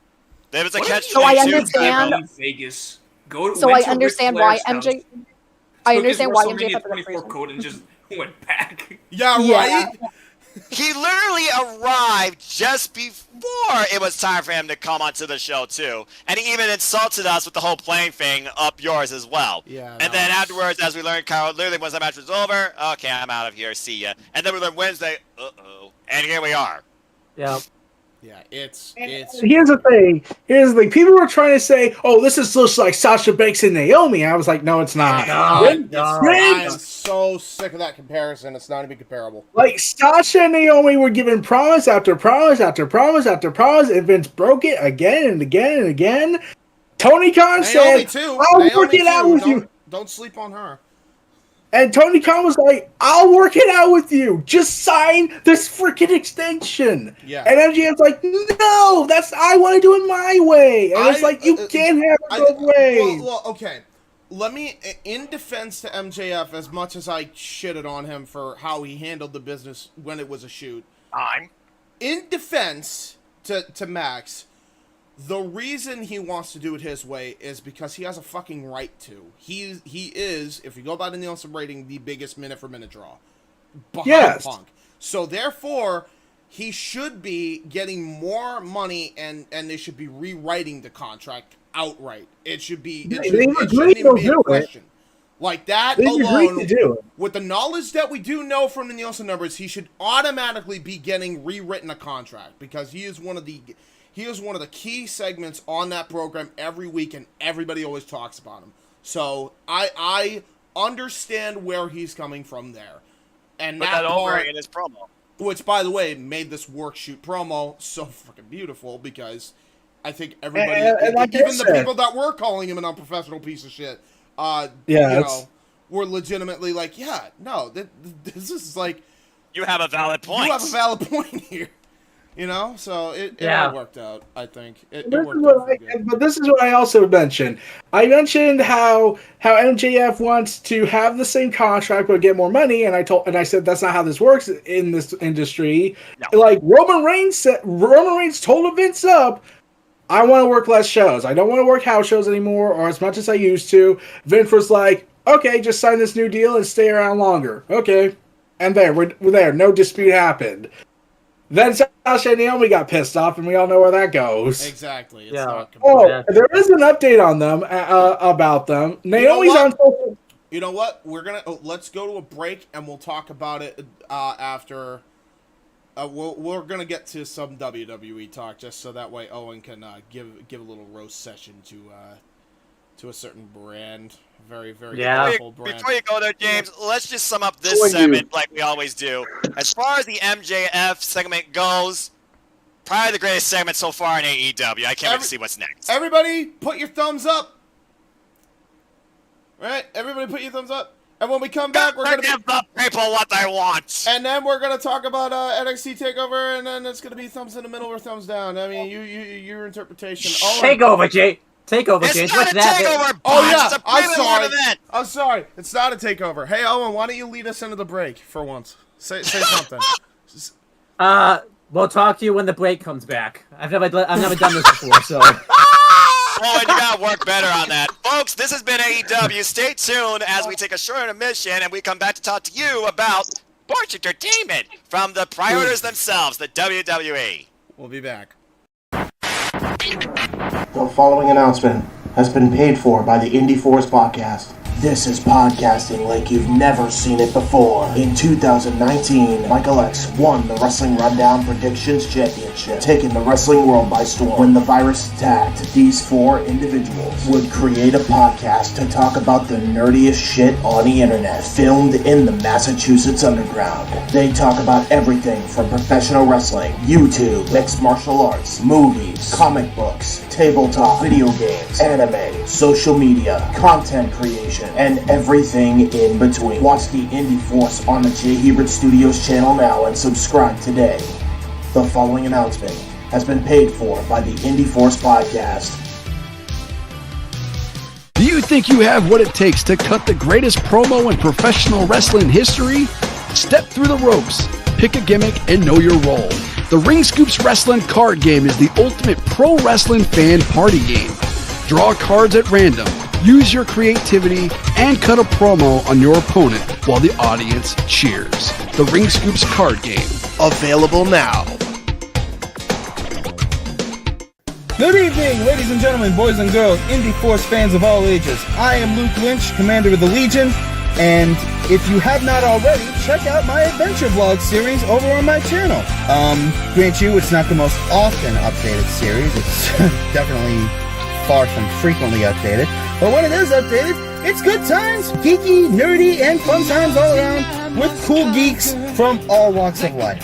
For example, YouTubers, content creators, Twitch streamers, you name it, I've got it, all on The Adventures of Luke Lynch, which you can find on my channel. Subscribe, like, comment, watch, share, do the whole thing under the umbrella of For the Win Productions.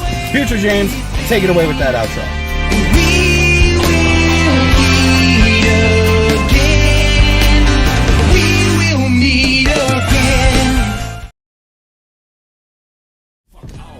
And we are back, ladies and gentlemen. Here we are back on the Wrestling Rundown X ATW View crossover stream in celebration of what we will talking about, or what we will be talking about in this main event of this simulcast, I guess you could say.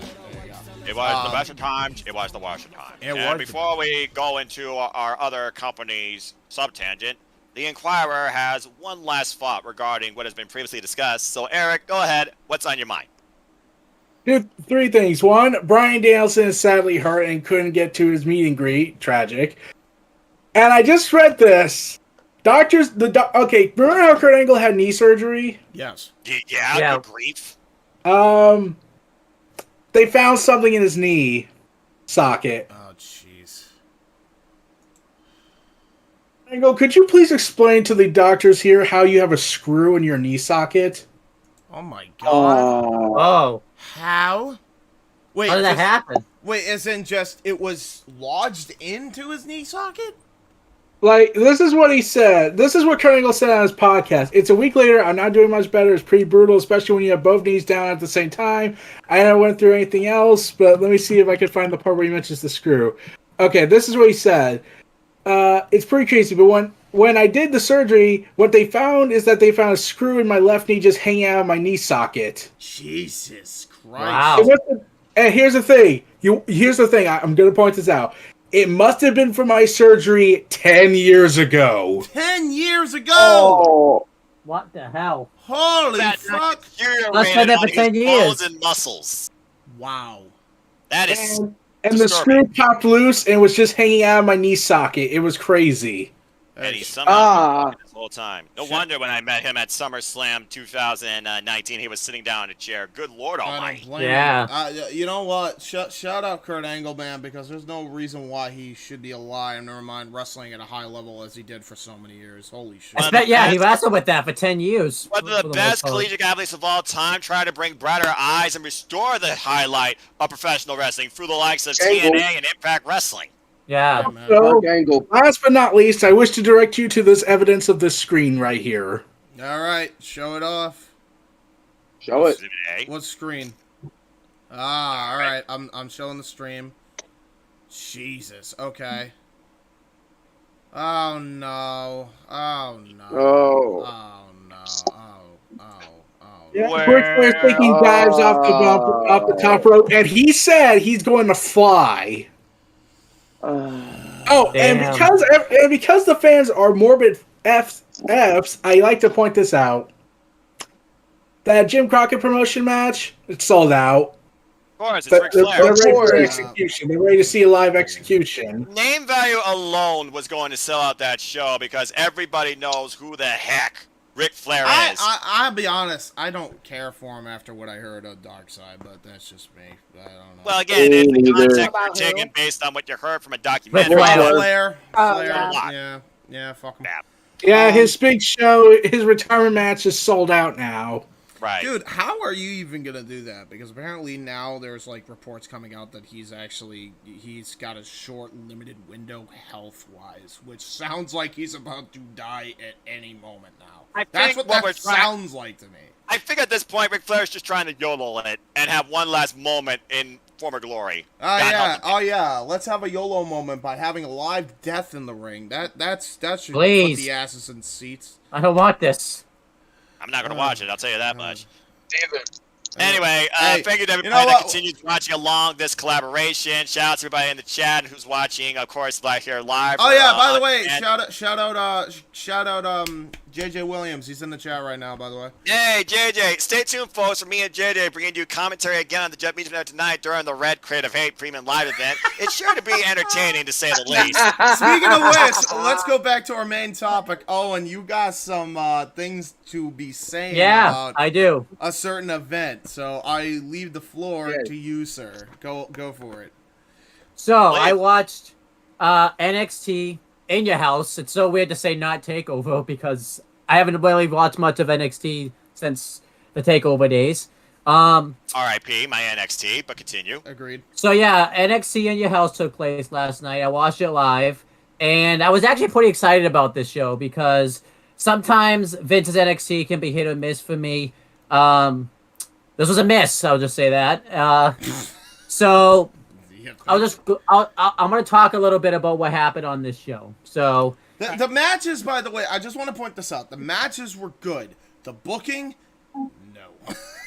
yeah, let me talk about them real quick. So they didn't even announce there was going to be a kickoff show or anything else. You had to just know about it because they never said anything about it. That was bad. Oh gosh, really? And there's been a new standard nowadays, Owen, that I think we've all noticed with the WWE Premium Live events. Pre-shows and kickoffs no longer contain in-ring action. It's just talk and analysis. Oh my god, the Yeah. and the talking analysis, they all sound like robots. Every one of them. Even every se- last one even- of them. Even Booker even- sounds like a robot now. It's so bad. Even Sam Roberts, who's supposed to not be that way. So Well, so much for that. I'm pretty sure this is part of Vince's initiative of having a military police state. So yeah, Gosh. let me run through. I'll just kind of run through the matches real quick and talk about the booking. So they had Go for it. Tony D's group, whatever that is, versus Legado del Fantasma, where the loser team had to join the winning team's faction. Guess who won that match? It was Tony D's group. And so instead of making Wait! Hold on! Wait a minute! Oh. Why are they having the match? Uh-oh. No. Hold on. Look what you're doing, Owen! James, and I'll continue after you. Yes. I'm going right. I'm tagging you in because we probably have the same idea here. Why are they doing the match if the whole point is one faction's merging with the other? Just merge the fucking factions!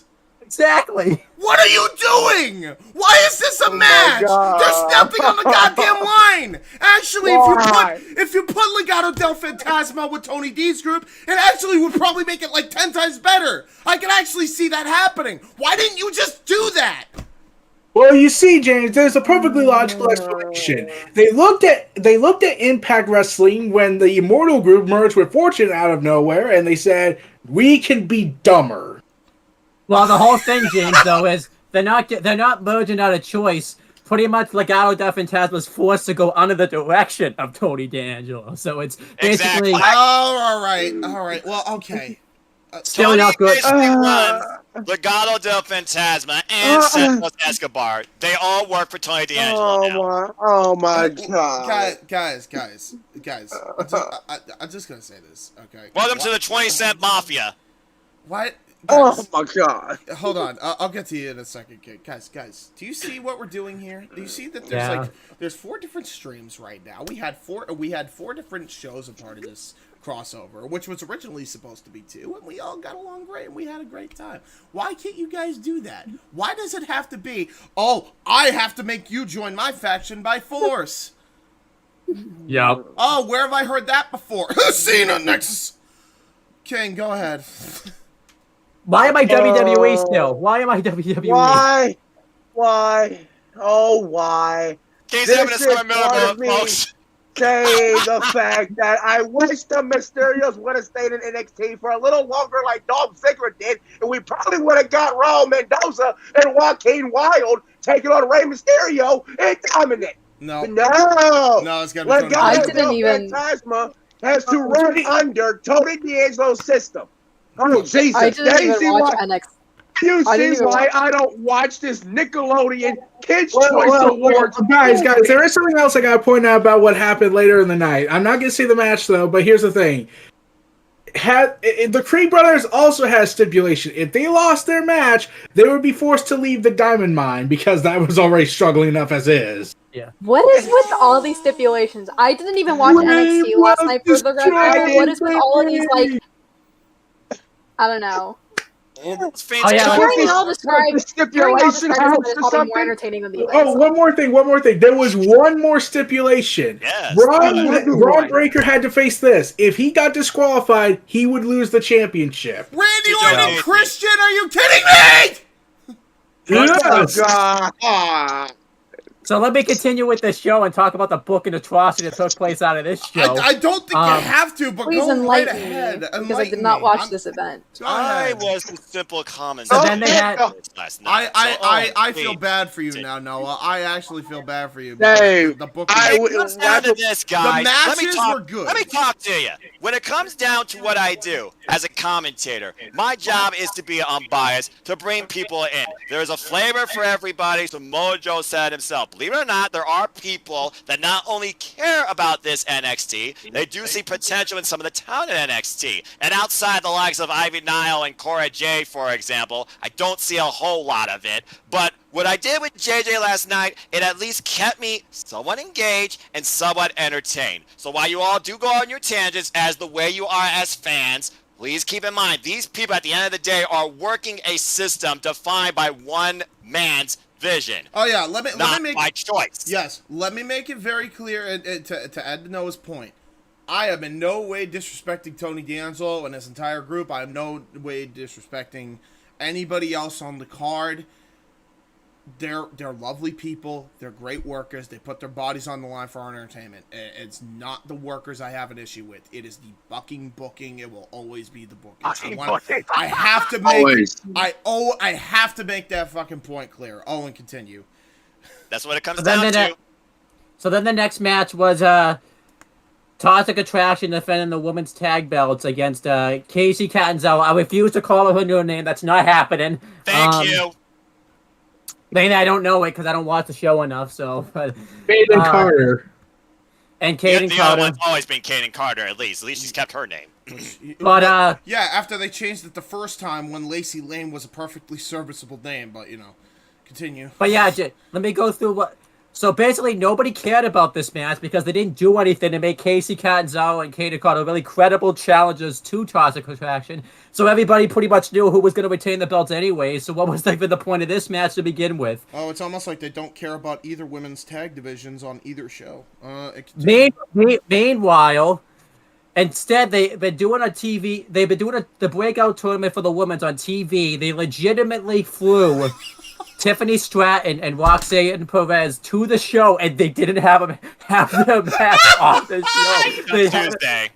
Then why flag them in? To hype it up. Oh, I didn't even get to the. And we call it falsely advertisement. I believe that you're onto something there, Inquire Man, but By the way, I didn't even get to the worst part of this show. they had the in your house. They didn't have the set this year. It was just virtual. It was just a virtual. It was just a virtual in your house set. CGI. No. It's literally Again, SmackDown flashback. SmackDown You have to have the flashback. house. Nope. They didn't There have the was house. A graphic in LED. A graphic in LED. Bullshit. This is bullshit. Come Continue, to your Owen. house. No. Continue, Owen. Guys, And then you had guys, that was the only good thing about that takeover too, because it was in the pandemic era, and they fucking get rid of it for this because they're like, we gotta do LEDs, we gotta do CGI. SmackDown fist. Never forget what they did to the SmackDown fist. To be fair, Oh, they have not done God. CGI yet in this NXT. That's probably something to come. But yes, it's literally the original NXT 2.0 set with the graphic. All of the house NXT on the LED is board. all That's it. NXT is Nickelodeon Raw from '93, and they just Yep. splattered paint off it. Thank you. Oh yeah, Thank they you. got enough white paint. I'll tell you that much. Go You ahead. mean Anyway, you don't like the American Nightmare tattoo in CG? I mean, I just feel like why even have the CG when You don't the- like Roman Reigns? He misses CG Roman Titantron. Reigns? Do Titantrons, man. It tells a more complex Titans. story of the fucking Titantrons. Well, at least AEW and Impact Wrestling does that. But continue. Go ahead. let me see what else. Go There ahead, was Owen. some there was a backstage segment. It led to somehow not Saxton Hugsley. Botch. Tatum Paxley versus Alba Fire. There was somebody talking trash about Alba Fire. I don't remember who it was. Last I'm gonna be- Legend. Last Legend. Who? Legend. Oh, you mean Kaylee? Who? You mean Kaylee Ray? You mean Kaylee Ray? Alba Fire I'm is not calling. Billy Ray. Yes. Oh yeah, they Yeah. changed their name because But, they're devil. Because WWE But, has to make sure it's all their own. Continue. But let me Owen. let me no. explain. It was Last Legend that was talking trash. Paxton Hugsley, whatever her name is, was encouraging Last Legend to challenge Kaylee Ray to a match, and somehow it led to the person. Somehow it led to her having the match. I don't even know how that happened. And again, these people were flown. Again, these people were flown in, and they didn't wrestle on the show. What's the point? Oh boy. And then what else? What else was on this? By the way, does that sound familiar, Owen? Let's do a promo on Premium Live Event. No buys. Yeah. And then we had the North American title match, which admittedly was a banger. It was a hell of a match. That was the But match for- of the night. Let's be honest here. That was the match of the night. Of course it was, considering the workers involved. Aaron Grimes and Carmella But- Hayes. I mean, come on. I gotta be honest. I may. No one may agree with me here. Cameron Grimes, they just had randomly lose the belt for no reason. Like he legit lost the belt. Transitional chairman. Carmella Hayes got it back again. I never want to hear any complaint about the TNT title being hot potatoed ever again. They've done it twice in their history. The WWE literally, since they've taken over NXT, has done this a total of 7 times!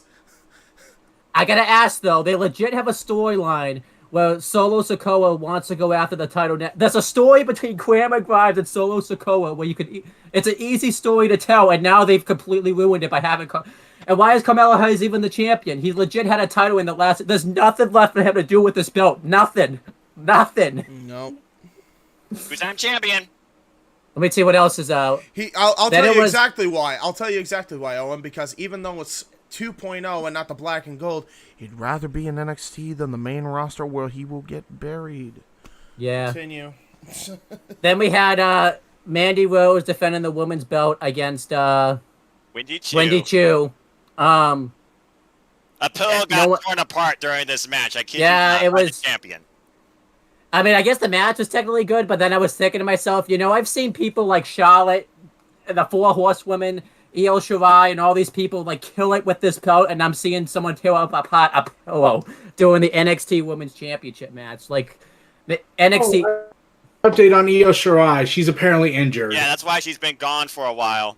Yeah, and then I'm pretty sure the other reason is because she refuses to destroy her reputation dressing up like Mandy Rose. and I have to think to myself, Mandy Rose has held this title longer than Kairi Sane, Charlotte Flair's second reign, Shayna Baszler's first reign, and Sasha Banks. How does that happen? Why is that happening? So don't you get it? They're forcing the women to dress sexy because you're gonna have to be like Mandy Rose to get the belt off her. And Brazzers disagrees with the WWE philosophy. What world do we live in? You know it's fucked when Brazzers is saying, "Yo, that's sexist as fuck." And then you done fucked up. And then what else would okay, so admittedly I loved the next match was the Creed Brothers versus Pretty Deadly. Everything that happened in that match, I wouldn't have changed a thing. Honestly, this was my personal match of the night because everything happened the way it should have happened for me. Knew that freaking Brutus and like could do a shooting star press. Yeah, it was awesome. The freaking Brock Lesnar, but actually executing it properly. That was beautiful. That was awesome. Is Brutus one of the Creed brothers that I said looked like Family Guy characters come to real life? Yes. Oh, that's. Oh man, is it the Peter Griffin lookalike or the Quagmire lookalike that did the shooting star? I don't even remember which one you're talking about. I will tell you this. I think it was Remember how I mentioned the stipulation? Yes. Well, Owen, take it away. Tell us who won. The Creed Brothers won. If they lost, they joined Diamond. I personally didn't hate this. I mean, I didn't really understand the stipulation, but I kind of liked the stipulation because it did make the match more unpredictable. So I'm not. It's one of those things only that I've come to notice now that Stokely Halfway's in AEW. Roderick Strong, he's the leader of Dynamite. He's trying to reshape it, reform it, or at least do what he can as long as his contract's going. So he had a bit more pressure to make this match for more high stakes. But the key takeaway here, Creed Brothers' parents were sitting ringside. You already knew who was winning. Yeah. So are the Diamond Mine baby faces? Technically, right now, I would say yes, with the exception of their leader. I don't think Ivy is, because she's a heel in NXT UK. So, I mean, you call her a heel in NXT UK when she just formally steps up the champion. Okay, so they're the Team Taz of the NXT 2.0 boys. Okay, got it. Continue. Oh, let's get to this main event though. Oh Lord, do we want to? Before you say something, let me just say this. There's apparently somewhere out there that are saying that it has got enough credit that made some wrestlers have talked about this, that apparently people are comparing Joe Gracie to Bray Wyatt. I don't see it. I don't see it either. But anyhow, let's get to this main event. So we have this NXT title match. It's Braun Breaker defending against Joe Gacy. Where do I begin with this? So, I already talked about in my prediction show when they made this feud they basically Triple H and Randy Orton this match from WrestleMania 25, where they made the feud so personal, they wanted to tear, Braun Breaker especially, wanted to tear Joe Gacy apart. So, how did they respond to this? They made it the stipulation where if Braun Stein, or whatever his name is, got disqualified, he lost it. Tell me that's not Triple H and Randy Orton all over again. Literally, Triple H, Randy Orton reincarnated. Okay, wait. Big important question. Did Braun Breaker break into Joe Gracie's home? Never. And there's no justification for it. The end. I'm not going to argue that. But then it gets worse. Just looking on right now, just pondering, what is this? What? I'm just simply like eating my imaginary popcorn right now. Especially James's inevitable meltdown once Owen's done talking.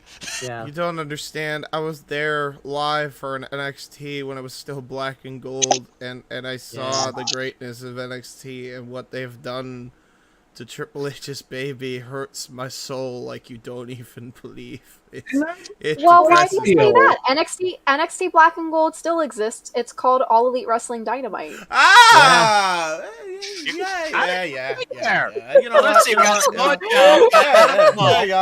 Keith Lee. We got Athena. Shall I continue?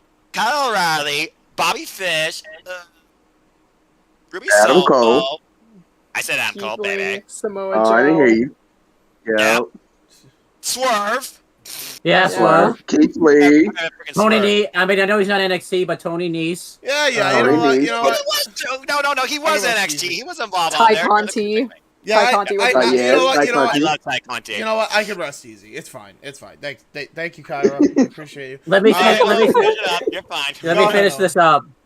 So, all I can really say about this main event, go watch Bray Wyatt versus John Cena from WrestleMania 30 and then watch this match. It's the same match. It's the same exact Oh my match. god! When it comes down Oh to a my chair spot, god! a roll up, a counter, Oh, and a no. spear and a power slam. Oh Braun my Breaker retains the god! title. Yeah, this was Oh my terrible. god! And now you have... Joe Gracie is not Wyatt. Actually, there is a comparison you can make with Joe Gacy with Bray Wyatt. Every big feud they put him in, he's lost. He lost the breakout tournament. He lost the...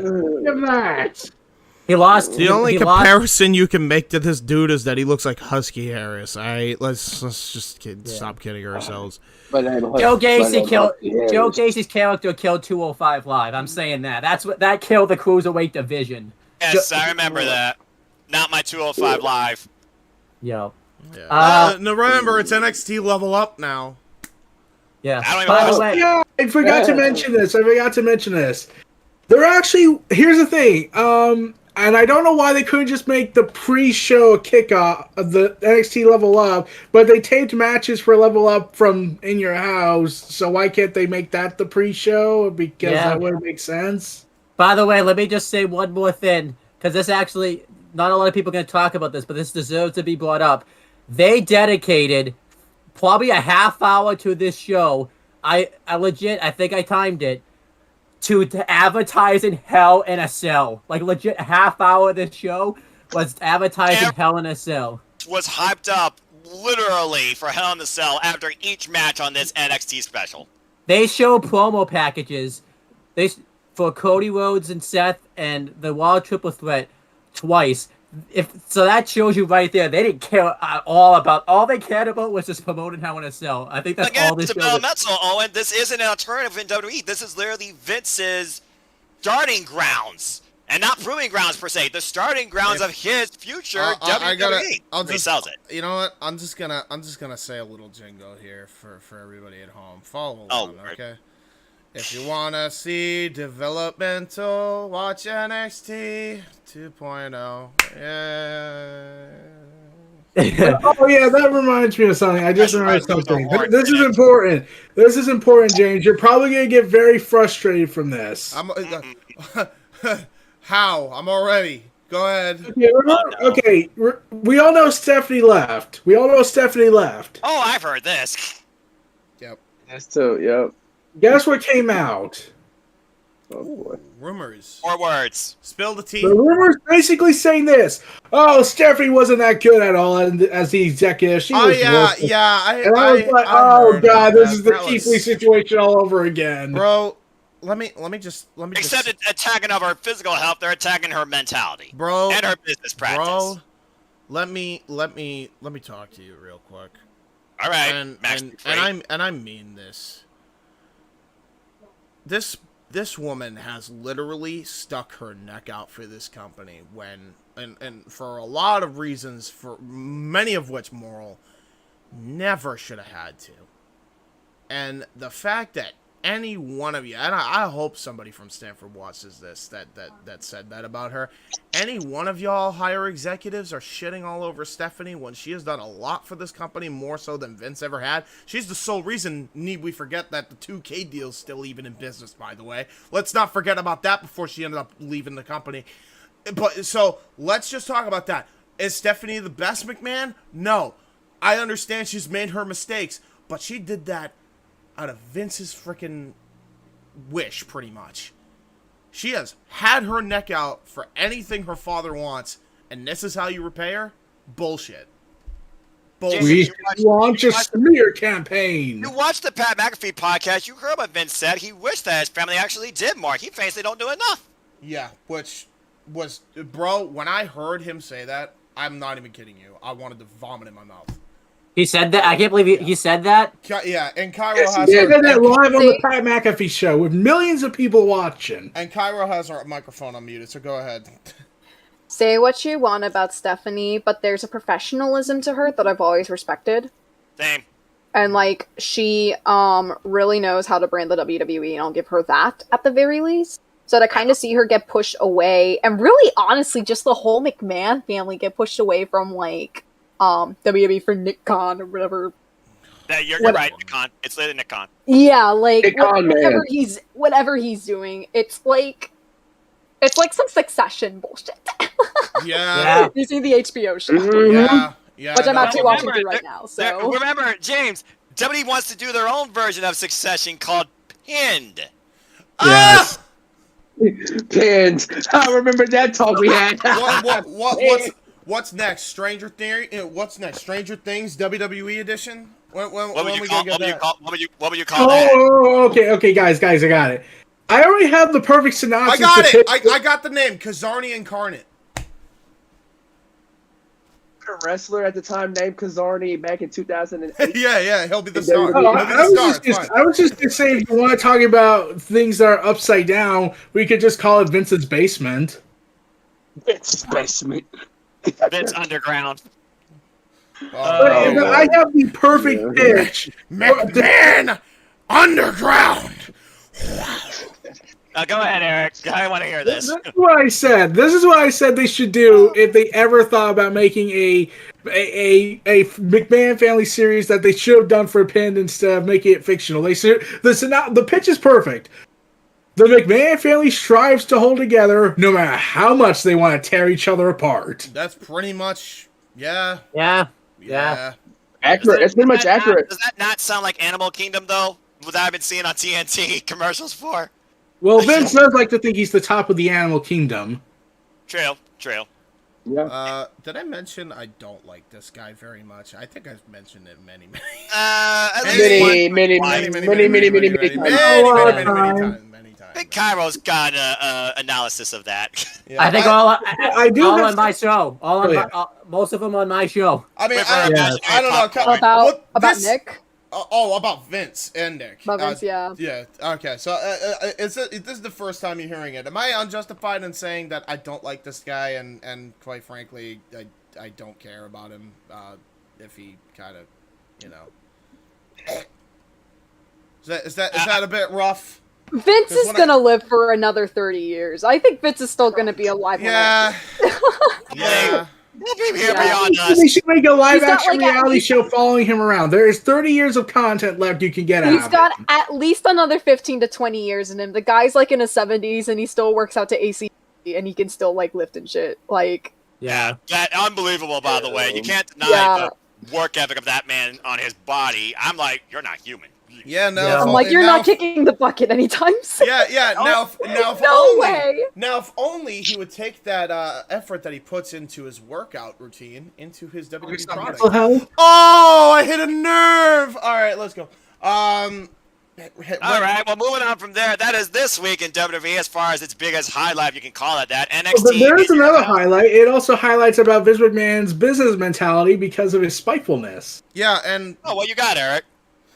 Okay, we all know what's going on with Sasha and Naomi, and they've been pissed off. Oh yeah, you said you were gonna break this when we came back. Yeah, you did. This is the perfect time. This was backed by Fightful Select, so you know this is more legitimate than Dave Meltzer ever was. Oh boy, go for it. Curious. So WWE has reportedly canceled all travel plans for Sasha and Naomi across the country. Doesn't shock me. And WWE, remember, they suspended them, legitimately suspended them. That means they're not getting paid, they're not getting merch money, even though Sasha has, well, the Star Wars stuff to do. And Naomi can live off the residuals of her husband, the family dynasty of Roman Reigns and The Rock. Bloodline. Yes. But, and they also killed off the tournament. Yep. Which proves their point even more. I'm like, let's be real. They were going to lose. WWE is in a lose-lose situation. If they took the tournament seriously, Sasha and Naomi got what they wanted. If they take the tournament seriously and threw it out, then Sasha and Naomi got proven right. Sasha and Naomi are justified in what they did because they have no women's tag team division in WWE. This isn't Impact Wrestling with a Knockouts division. We've been hearing all 6 of their women on SmackDown in a 6-pack challenge. Yes. And we've been hearing how Sasha and Naomi are said to be having their contracts coming up in a few months, which is kind of interesting. Yeah. And we always hear this story that they're not on contract. They can't. They're out. They're breaking the contract. They can freeze them. They can freeze their contracts. They can stick around longer because we're a totalitarian empire. We can do whatever we want. There's actually something that came out about that. Go for it. Turns out they did not think the part through about suspending them because it turns out from a higher up in WWE, they came to Fightful and told them, Yeah, I don't think the company can freeze their contracts because we're not paying them now since we suspended them. So they can actually you be know, out here. you know why? Because it's called illegal. A lot of malpractices that the WWE has gone away with, but this is one that you can't overwrite. Do you understand why they got rid of Neville after they tried to freeze his contract? Which they never did, by the way. That's why. Because they can't. And now Sasha and Naomi, if their contracts are at their expiration date, WWE can't do a thing about it. So Sasha can be like, well, screw you all. I got Lucasfilms, I got Disney on my call, and I could probably get other deals with other companies that would love to have me. See ya. Eric, like I said, when you go to WWE, you don't go there to be a professional wrestler. You go there to become a entertainer, and you see how many people have literally gone from the ring to Hollywood. Oh, speaking of, Tommaso Ciampa is thinking about leaving and going to Hollywood. That doesn't surprise me in the slightest. But let's talk about Sasha and Naomi since it's kind of topical. I want to get it from Cairo's perspective because I'm sure everybody here has given their thoughts on their respective shows. Yeah. But Cairo, and I'm sure you talked about it on the Daily Slam briefly. She's probably written about it. Check out her writing piece. And have also written about it. What is your overall thoughts in talking form here? Yeah, I think Sasha and Naomi are 100% within their right to react to the booking the way they did, because we've known for years that the women's tag team champions, just basically the tag team division for women in general. Well, generally speaking, the tag team division in WWE, let's get the men and everyone else. Yep. And women-wise, continue. Everything feels smushed together. No team feels authentic. And a lot of this is lazy, incompetent booking. And you have Sasha and Naomi, and I would argue that these two are probably the most misused women's talent in WWE in the last 5 years. You have Naomi, who does these amazing spots at the Royal Rumble, and who actually trended after the 2020 Royal Rumble because of her talent. And MJF brought up minute by minute draw. Sasha Banks was a minute by minute draw, so to add to that as well. And Naomi draws, Sasha Banks absolutely draws. Look what she's doing, and you have all this talent who deserve more, and you book them like that in the match. What? Yeah. No way! That's ridiculous. I don't blame them at all for walking out. I don't blame them for asking more money, because that's just absolutely ridiculous, the way that they've been treated about this. And then they were like, oh, well, they're unprofessional about this. And I'm like, shut up. How many men have walked away from talent and creative decisions because of very similar reasons that Sasha Banks and Naomi have? At this point, you're just being absolutely sexist and misogynist about Sasha and Naomi. So shut up and actually let them do what they need to do. Thank you. Okay, I was just about to make that point to add to your point before, but you took the words right out of my mouth. MJF is literally doing this right now, and people are cheering him. Yeah. The beauty of this, Caro, is we are male perspective fans that agree with everything you say, but coming out of our mouths, it's like, oh, you guys don't mean that. That's coming straight out of you. No, we've been saying that before she ever got on. I've been saying this too. Let's put this in perspective too, to add to your point, Cairo. RK Bro was a smushed together tag team. They got the team to actually work and be something that they could be invested in. Yeah. And they made the fucking division. They were the sole reason the tag team division thrived on Raw. They were the only reason to care about that division, because they actually gave them enough of a fuck to try to make it work, and they did successfully. Sasha Banks and Naomi did not get that opportunity. That's bullshit, that's sexist, and especially when you consider that Riddle and Orton were not as big of a draw minute by minute as Sasha Banks was, that's a fucking problem. End of story. Also considering that Sasha Banks has been scrutinized in media before, and now people have this narrative that oh, well, she's ungrateful for her spot. Reminding you that the rumor of Sasha Banks and Bayley crying on the floor at WrestleMania was created by a media person who is still closely connected to WWE. So a reminder. Thank you. Basically, here's the thing. I always said this. Either Ryan Satin apologized to Sasha, which I'm pretty sure he did, or Vince told Sasha, I don't give a F about your feelings. Oh, and by the Or way, Ariel Helwani was paid to, stir the pot because that oh. guy's a bit shady in his practices too that we've seen. Let me just say this as well. You want to talk about Ryan Satan? All right. You could say a lot about JD from New York, but I'll tell you this much: at least JD gives shit to everybody and is an equal opportunity hater. You don't have any excuse because there is legitimate proof out there that you yourself, Satan, have been sexist to women. Go fuck yourself, you piece of shit. Cool. And I said this. I have not seen this much gaslighting on a wrestler since 2002 with Stone Cold Steve Austin. Yeah, and Austin didn't even. And I'll be honest with you, Austin didn't even get it nearly this bad. They just let him walk off and release him. You know why, James? Because in this day and age, when you look at the absolute wrestling community, internet and beyond, when it comes to those that analyze the industry, it's more so a man's perspective against the women. Yeah. I remember going through Reddit, I have an anonymous Reddit account, just so I can go through, different Reddit threads, and one of the ones I frequent is Squared Circle, and I remember one thread that I was reading, where it was who was the meanest wrestler that you've ever met? And one of the constant answers in that thread was Sasha Banks. And the reason why they were justifying that Sasha Banks was the answer was because she didn't stop to say hi at the airport or didn't stop to autograph things at the hotel. Mind you, that Sasha Banks has stated in interviews multiple times that she's really, careful about her boundaries and how she represents herself because she wants to protect herself. If you go meet her at a meet and greet, that's fine. But if you're going to stop her at an airport... We're in a pandemic still. Yeah.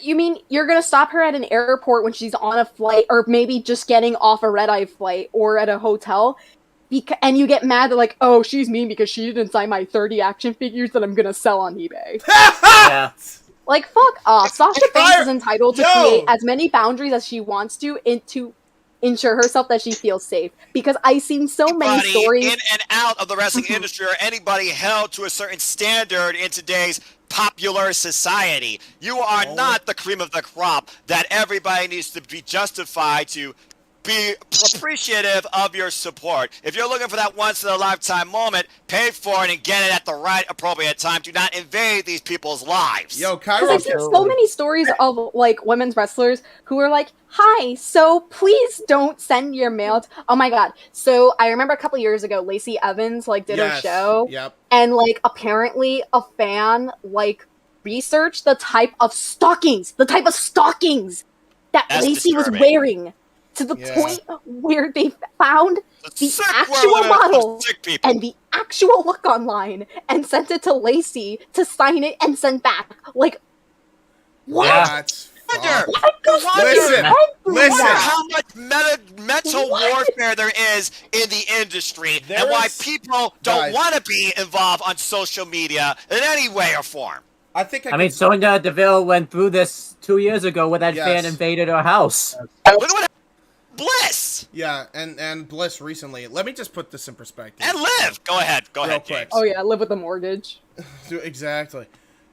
King and I, everybody knows we can appreciate both the physical, what they do physically in the ring, and also the beauty of a woman, alright? That's one thing. That is one thing. Yeah, that's normal. That is a normal thing, alright? And you could do it in a way that is not that is not fucking creepy, that is not totally fucking bullshit, that makes everybody creeped out. Just be a decent human being and stop doing this fucking weird shit. Oh, by the way, this is just scraping the iceberg, what Caro talked about, and she cut a pipe on her own today, first day into this program. Respect. I saw comments. I watch a channel on YouTube called Corporate Kane, and he covered... he does this series of how to get a date with a wrestler or whatever, and he's basically just shitting on all these weirdos on Instagram comment section. It's bad. It's fucked up bad. Some of the shit that they say you would get arrested for sexual harassment. That's how bad this was. It's terrible, bro. I mean, people make Instagram bot accounts posting all their stuff that they post on their Instagram stuff. So And you know what the worst part about all of this is that and to bring this back full circle to the Sasha Banks Naomi case, one of those types of people that are fucking sexist, misogynist, and probably creepy in some regard is the head of talent relations. yeah. Yeah. Yep. Yeah. That's why we're going That's backwards when it just- comes to what they proposed they started, and they did not start it. Get your facts straight, Jack. Women's revolution, evolution, whatever the fuck you want to call it, it did not start in the WWE. Women's wrestling was respected and dignified far before that company even tried to do something special under Triple H's NXT. The Yeah. 90s. So, Jamie, there's something I want to bring back full circle for you. Go for it. With all Should the I, Sasha should I, and Naomi, I have a bottle ready, so should I? with all the Sasha and Naomi no. stuff about how they're being treated and how all this talk of sexism, racism, and whatnot, Yep. why hasn't Big Swole commented on it? Oh, I here think we he go. has, Here we She go. might unless I've otherwise. Hey, listen. I had my issue with Big Swole. I was proven right at the end of it because there wasn't a diversity issue in AEW. I think it's kind of clear now there I is. think there's one in WWE. There are in WWE, yeah. Oh, big time. Are you kidding me? Fuck. Oh, we could go all day about how bad their diversity problem is. I can label one. Remember when you were talking about why WWE didn't just do Asuka versus Ronda Rousey when they did the triple threat match decision, which pissed you off? Yes, I do. Here's the thing. Ronda Rousey's the reason Asuka had that career resurgence. And Nia Jax after punching Becky Lynch. Because remember when Becky had to select a replacement and ultimately went with Charlotte? Yes. Yes. But when it went to Asuka and she was all hyped up, the crowd popped.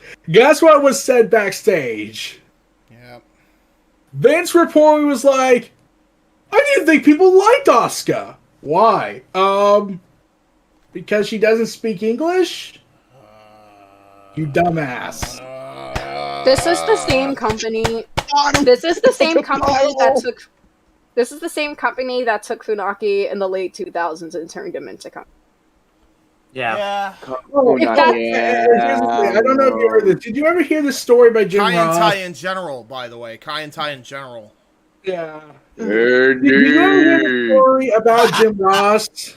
About Vince not wanting to hire Gail Kim because she was Asian? Yeah, that's Yeah. so fucked I up. heard about that. Oh, I remember. I heard about Oh, that. And then Jim Ross had to explain like Asian fetishization. I'm like, what? No. And it's like, look, Damn the Ross, men love Asian give him a women. chance in that We'll company. hire her. And now look at Gil Kim as the head of management for the entire Knockouts division in Impact Wrestling Yes. as they celebrate their Yes. 20th anniversary. And I I'm still stand pretty by sure this Gail to Kim's this day. thinking to herself when she looks back on that, it's like, that was a warning sign I should have taken. Exactly. And Man. yet I mean, here we she are with just the ditched the strongest, Royal Rumble. the strongest and deepest properly booked women's division in the industry in the States, as far as I'm concerned. Impact Wrestling's Yeah, Knockouts respect. division. Yeah, respect to Gail Kim. We're probably going to talk about that after the second commercial break. But let me just and before we go to the As we move second away break. from the WWE to another company. Yeah, But I go know- ahead. I just thought of. Go What you ahead. got? What you got, Eric? Goddamn. What would happen if Impact's Wrestling Knockouts division partnered with Stardom? Take my money. Take my Yeah. money. That would be Take my pretty money. cool. That would be pretty Take cool. That'd be awesome. And Money, you know take what? it. You know Take what? Just add AEW and NWA's women's division to the mix. Let's At Pro Thank you. Wrestling Tees. That's where people like Jamie Hayter came from. That's where people like Dynamite DMD, don't forget it, literally went through too. Yeah, But I digress. I just want to put this out real quick. For when it comes to how women are treated and the way that Gail Kim specifically was treated, Red Crate hate is Sunday, but man, do I feel the hate for Vince right now. And I'm trying so hard not to have that much hate towards the guy. I'm trying to turn over a new leaf, and then he does this fucking bullshit. And still, Yeah. Fuck. and still, might I add. So yeah, I'll cut it to break this time. We got only one more break, and then we'll come back and we'll talk about indie stuff, because we kind of segued a little bit into that. We'll be right back. Stay tuned, folks. We talked a lot about the WWE, but get ready for a more positive side as we look at other parts of wrestling. Impact We'll be talking Slammer. about we're going to be talking about Impact Slammiversary 20 years. We're going to talk about AlwayZ coming up. We're going to be talking about NJPW's Dominion. And then we're going to talk about the Forbidden Door and the crossover between AEW New Japan for our main event. So, until then, don't go anywhere. We'll be right back. Stay tuned. A table from hell with the Psycho Asylum. An Iron Man match of factorial proportions. Man In this fight, I will melt you down to slag. versus machine. I calculate a 0.85% chance that you will win in your current condition. Full Metal Mayhem. Colleen Horizon. When you throw me into the wolves, I will return leading the pack. Vera McGarden. And I'll do anything to be the warrior on top. For the Athena title. Best friends turned bitter rivals. Johnny Star. Don't get in the way of the star or you'll get burned. James the Archangel. I'm the real star of this brand. For the international title. The Outsider Mark Young. The Executioner Michael X. For the WYW World Heavyweight title. 2 out of 3 fall. Inside. In a hell in a cell. WYW Immortal. Now available on YouTube.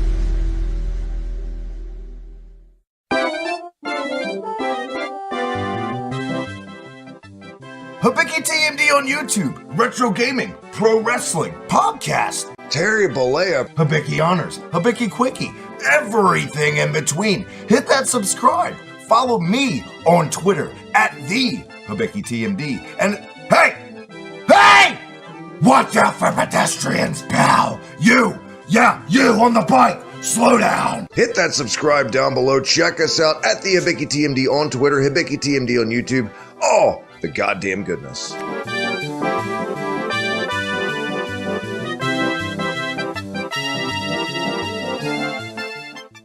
If you like the content that you saw today, make sure you check out For the Win Productions and subscribe to the affiliates of this conglomerate. A Simple Man Studios, Insanity Works Studios, Genelee's Beauty Slam, J. Hebert Studios, Wrestling Fortune 44 Incorporated, Owen the Talkinator Studios, and of course, Weymouth Youth Wrestling. All in the J. Hebert Side 95 modules. Subscribe today.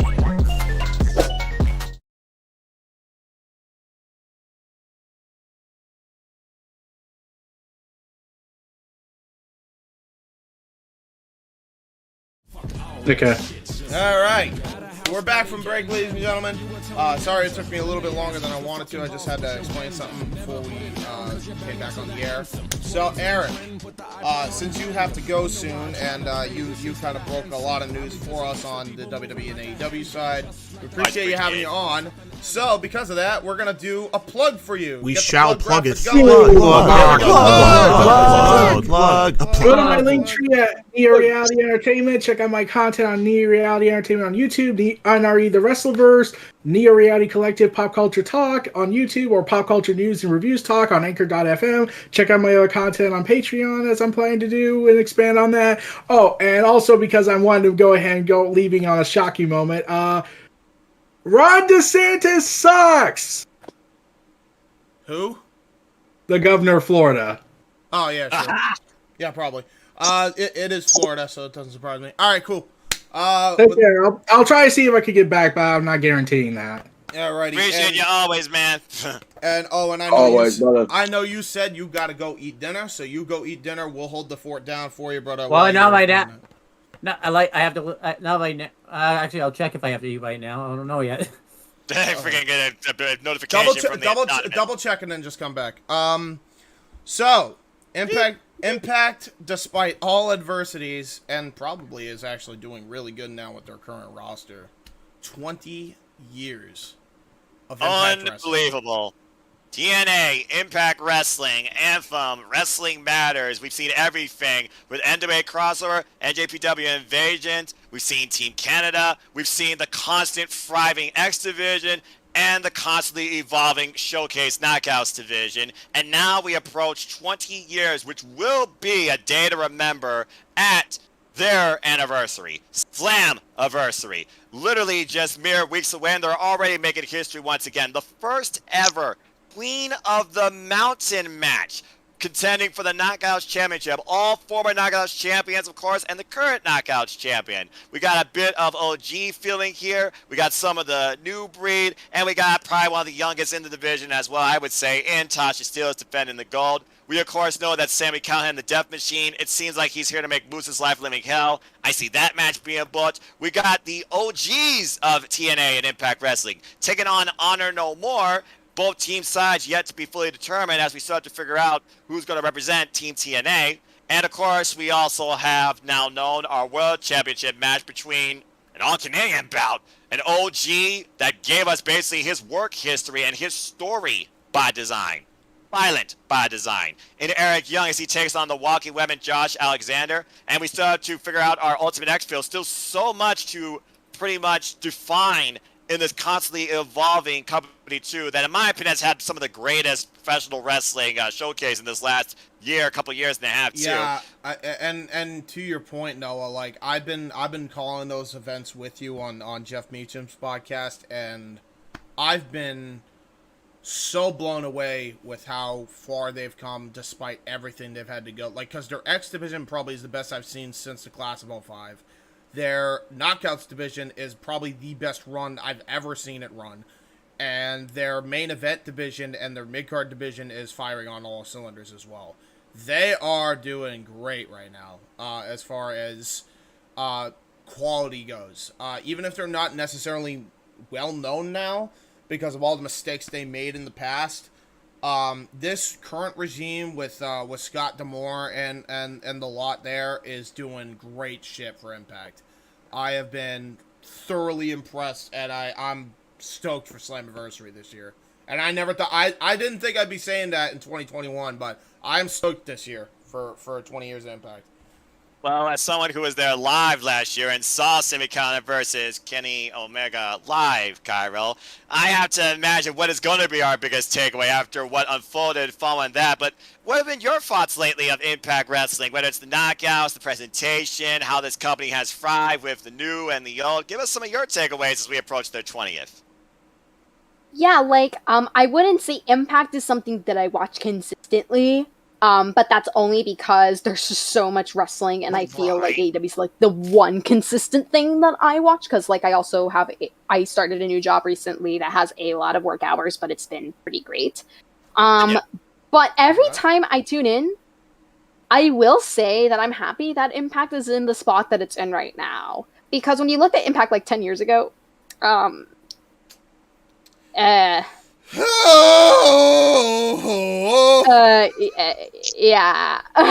Everyone's reaction is basically it. So I'm really happy that they're in a much better spot now, and that the fans who do watch Impact, like it's a very like niche fan base, but like the fans who watch it do love it a lot, and they're so passionate about the wrestlers, and I think it's one of the more unique wrestling communities out there actually. So I'm happy that Impact like has the success that it has. Like I know it's not one of the top 2 brands in the entire country, but sometimes that doesn't really matter really, like as long as Impact's keeping the fans happy and giving them really unique matchups. Like I'm happy that Impact is at its current state, because that certainly wasn't the case when I was in high school 10 years ago. We had the whole Aces and Eights, all that. Even and the worst part is that the only good thing about that was Bully Ray on the mic, and like even in the ring he was decent, but yeah, man, they screwed the pooch on that whole angle bad. For sure. Like that's what turned me off from the whole product. Is just the only good thing that came out of that was Bobby Roode, the it factor of professional wrestling, being the TNA World Heavyweight Champion, where he held down that company on his back for the better part of a year and a half, and then Austin Aries happened. Also, I will be right back. Yeah, that's perfectly fine. And King, again, you've been starting to watch Impact Wrestling as well as we approach Slammiversary. We've seen the crossovers now. We've kind of called Impact Wrestling the beacon of the professional wrestling industry because everything seems to go through there. Honestly, it is the alternative, and it's been the alternative in the wrestling industry. It has its niche, but everybody to and from can recognize something or someone that is currently in or gone through Impact Wrestling. So give some of your thoughts and takeaways as we approach Slammiversary. Last year, I used to watch Impact. I went back to watching Impact consistently. This year, it has been, like Caro touched on, it's been, here and there because, like she said, there's been too much wrestling going on. I mean, jeez, I still have to get up like you sometimes and watch New Japan on certain occasions. But when it comes to Impact, I feel like, I'm glad it's back on the right track. Yes, it's not well known as what it used to be of, on the Spike TVs and all that. But I'm glad to where, it's finally getting that positive talk of especially the Knockouts division. I mean, the Knockouts division has been top notch. I mean, when it comes to women's wrestling, you always got to put Impact as basically in the top 3 conversation when it comes to women's wrestling, how it's properly booked.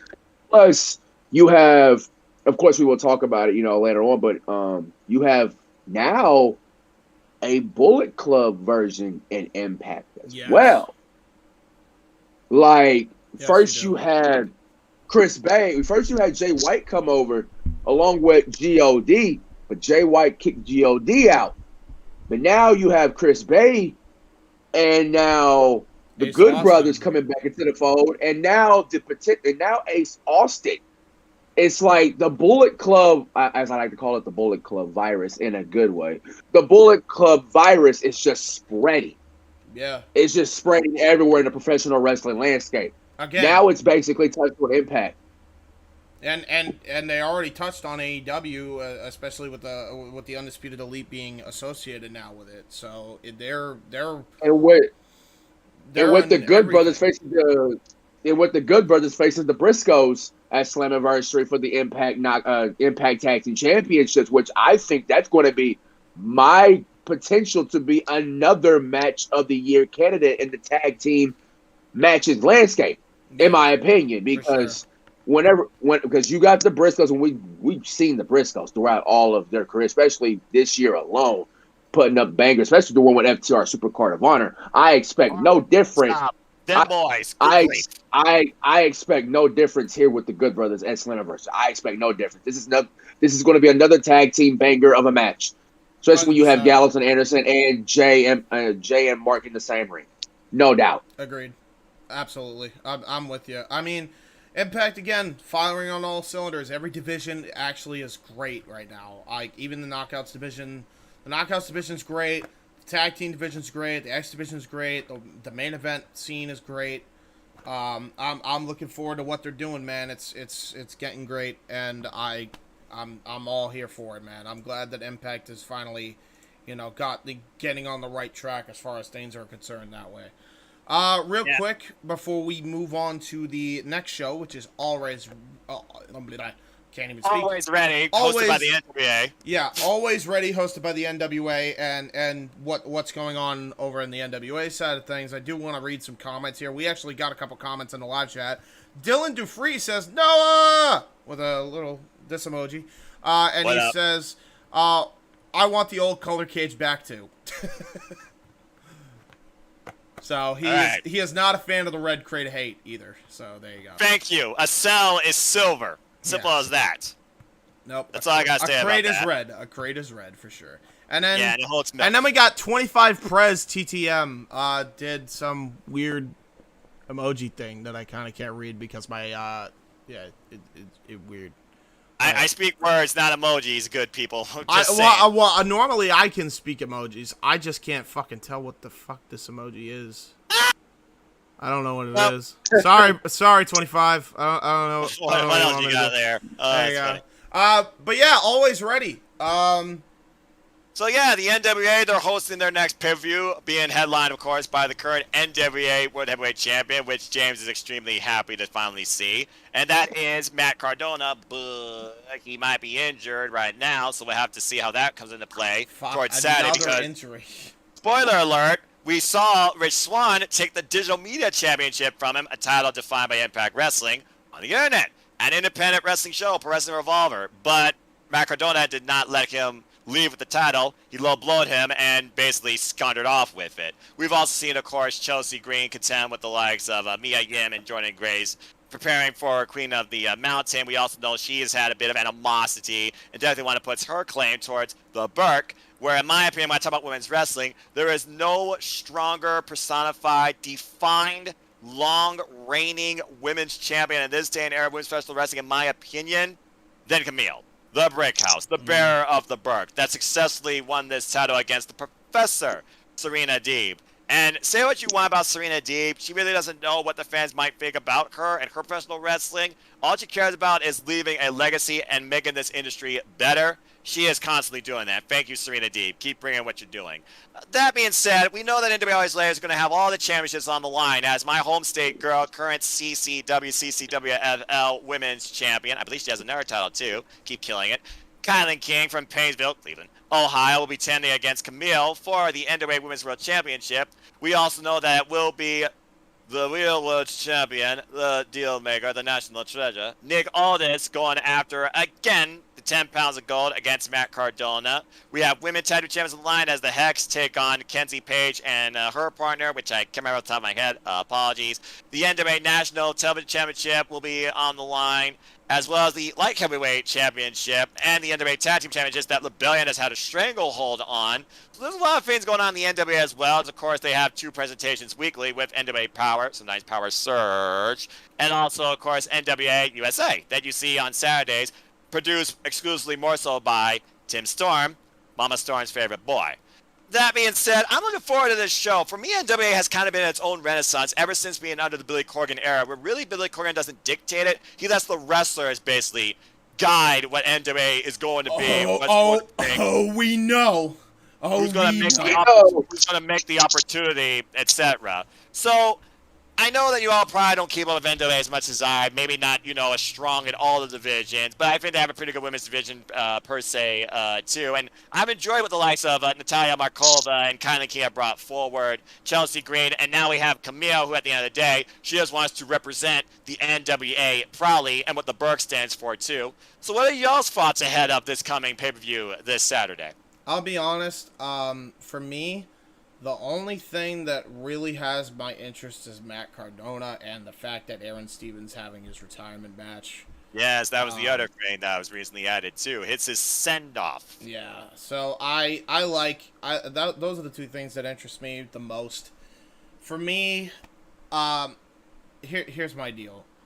As much as I appreciate that Billy Corgan was trying to let the wrestlers control the company, there is a balance that you need to have sometimes, and Billy Corgan clearly did not have that balance. He let Aldis walk all over him when Aldis had an opportunity to go to AEW on Turner Network Television, first time in however many years, and defend the NWA World's title during the pandemic. He refused to do it, and the NWA is now paying for it. Because now they had to find a whole new person that actually could get some buzz for the company. And they found that in Matt Cardona. God forbid his injury's not that serious. Is it too little too late? Because remember, he's a workhorse right now in all these other places. Aldis really wasn't. And Aldis is, doing. He could have been the guy that defended the title everywhere in any promotion, and he chose to just keep it in the NWA, and it cost him. And they're suffering for this now. And if Cardona is out hurt, this is bad news for the NWA. I mean, genuinely speaking, I don't know what is going to go down. I mean, they're in a worse financial situation than Impact was not even 10 years ago. And that's saying a lot. I mean, there's not a lot of people paying this extra Fight TV deal to watch this pay-per-view. Listen, I'd love to tell you that this company is thriving. I would love to say that, but I wouldn't be honest if I said that. This company is got a lot they need to fix. And they operate, specifically all this is operated like a hothead.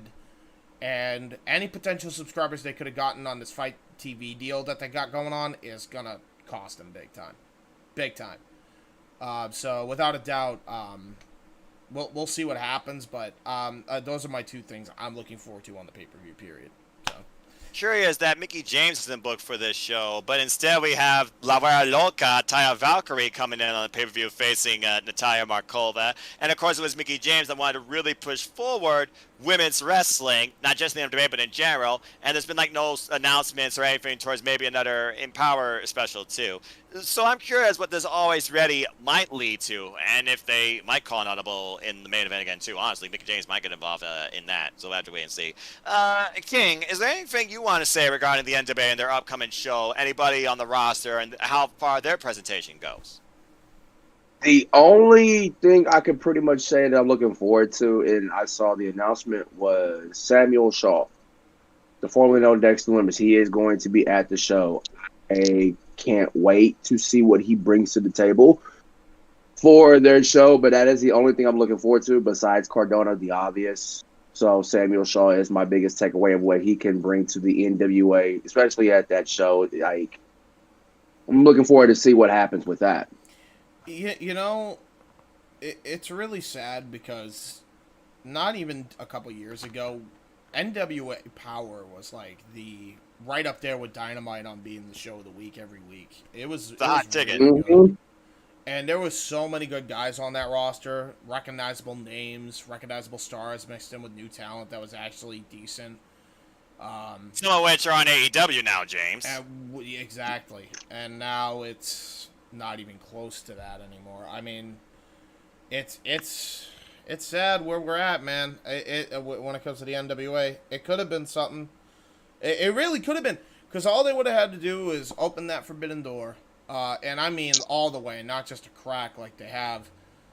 All they had to do was that, and they could have gotten all the guys that went to AEW back into the fold. That's the depressing part about this. Like, Aldis, one decision by Aldis cost the company so much. So much. And I will always go back to that. Aldis, you dropped the ball. And I'm not afraid to say that to you.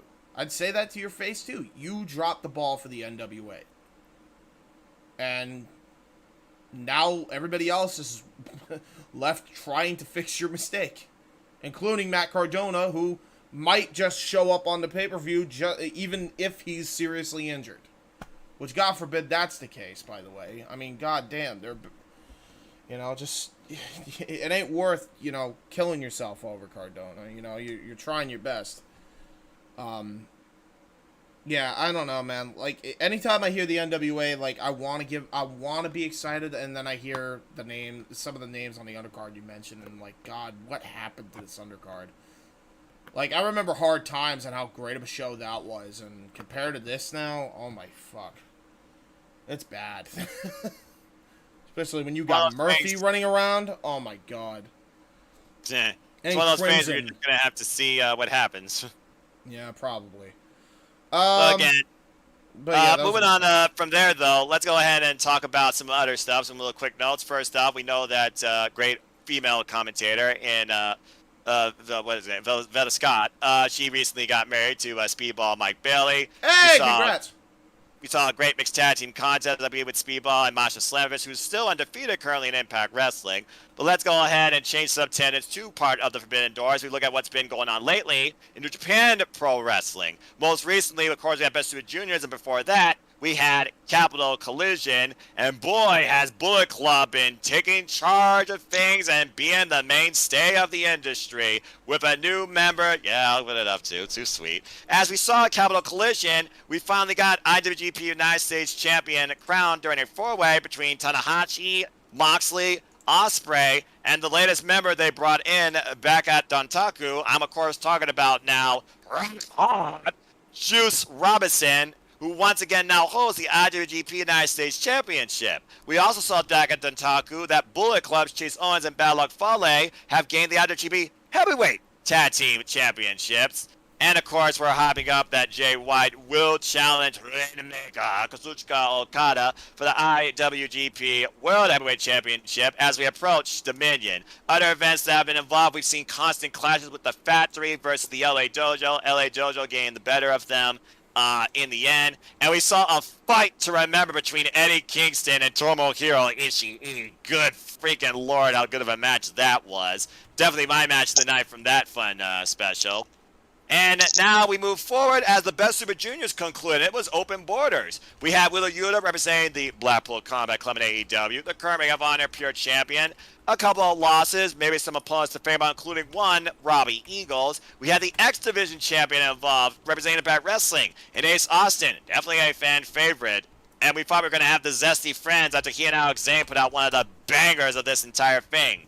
But, as we'll talk about shortly, it was not meant to be. When it came down to it, it came down to ELP and Hiromu Takahashi and El Desperado, and I believe the last one was it Show? I don't recall. No, it was, what did El Desperado face in the finals that almost broke his neck?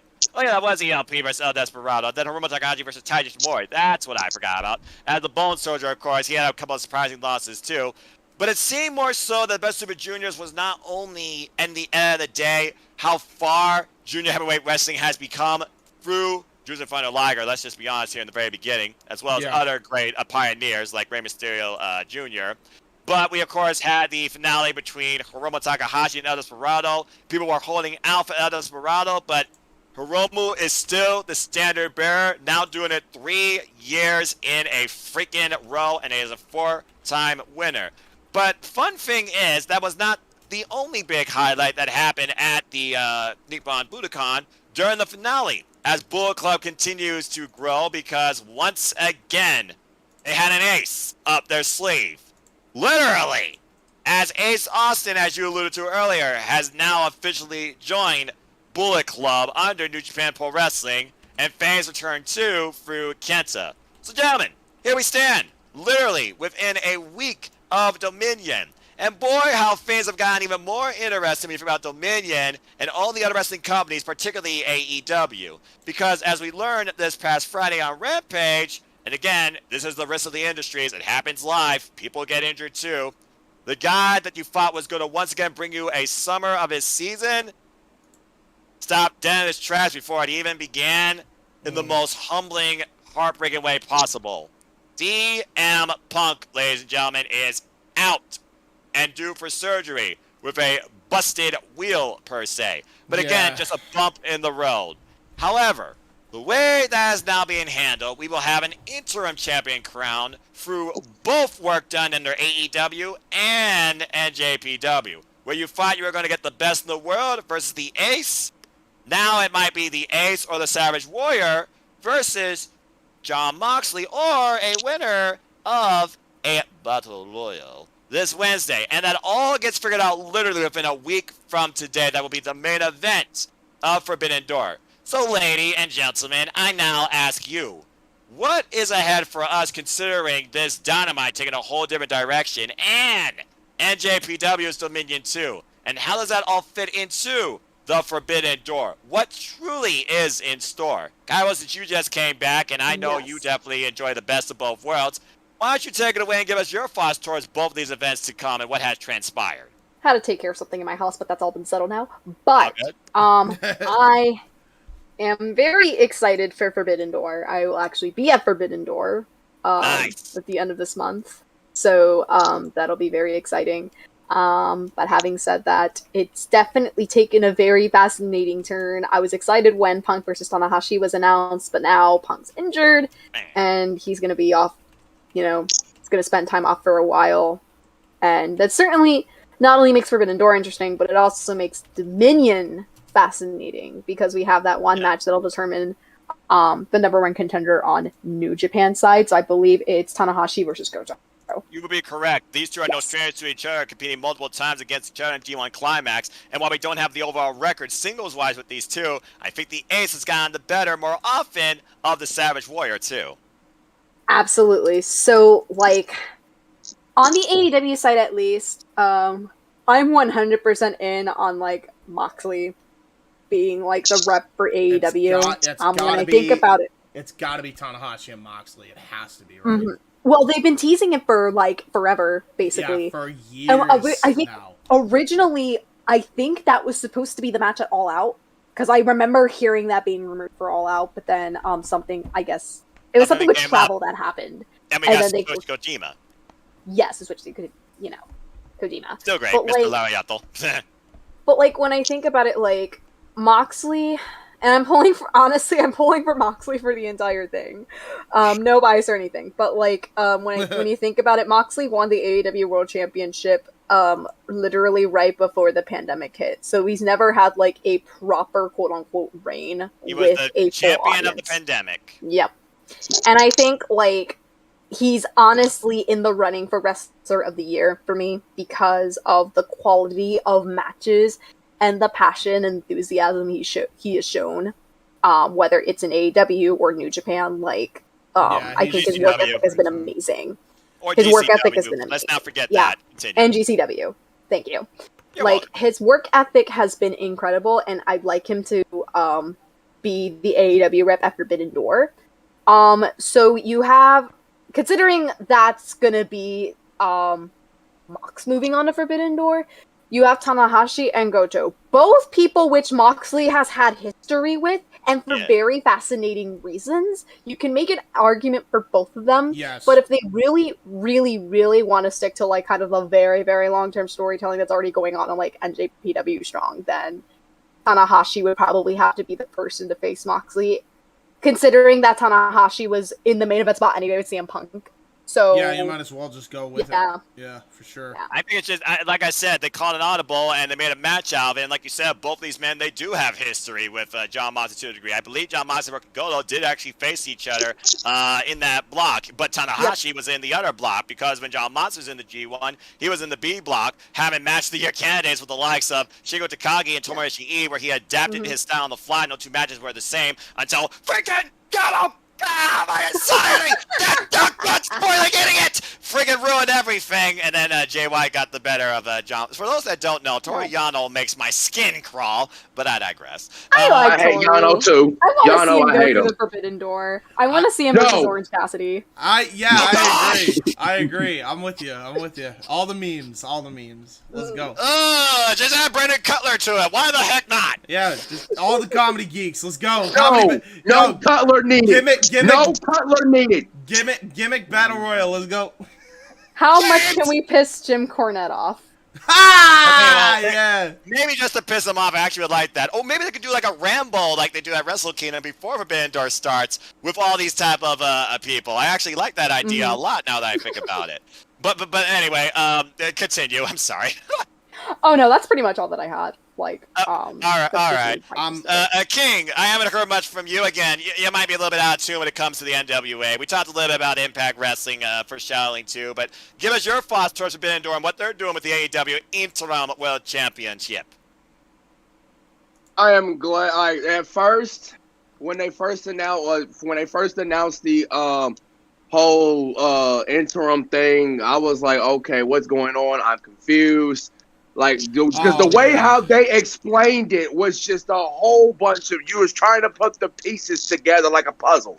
Like the way how they explained it. Yeah, it was so bad. Jericho and CM Punk's presentation on Rampage. Yeah, it was a like mess. it was just a mess. So, but I'm glad that came out a day later, even though Jeff, on the one who runs their AEW Twitter account, do better put a white background next time instead of have to edit the tweet. Just saying, I had to save you on that one because I had to save the picture. But I'm glad they did explain it about the Eliminator series. I'm glad they came out and basically explained it. And basically, Caro, you touched on it. Moxley should be the one to represent AEW. I like that. It's got to be Moxley and Tanahashi. You guys touched on it. The story is there. The story is there, and it only makes sense if you have it for an interim world championship, especially at the Forbidden Door at the United Center in Chicago. It makes sense, especially at I'm talking about a big NBA stadium like that. Yes, I am an NBA fan. So, it only makes sense. The story's been there since last year, Resurgence. It's been there. Yeah, fair enough.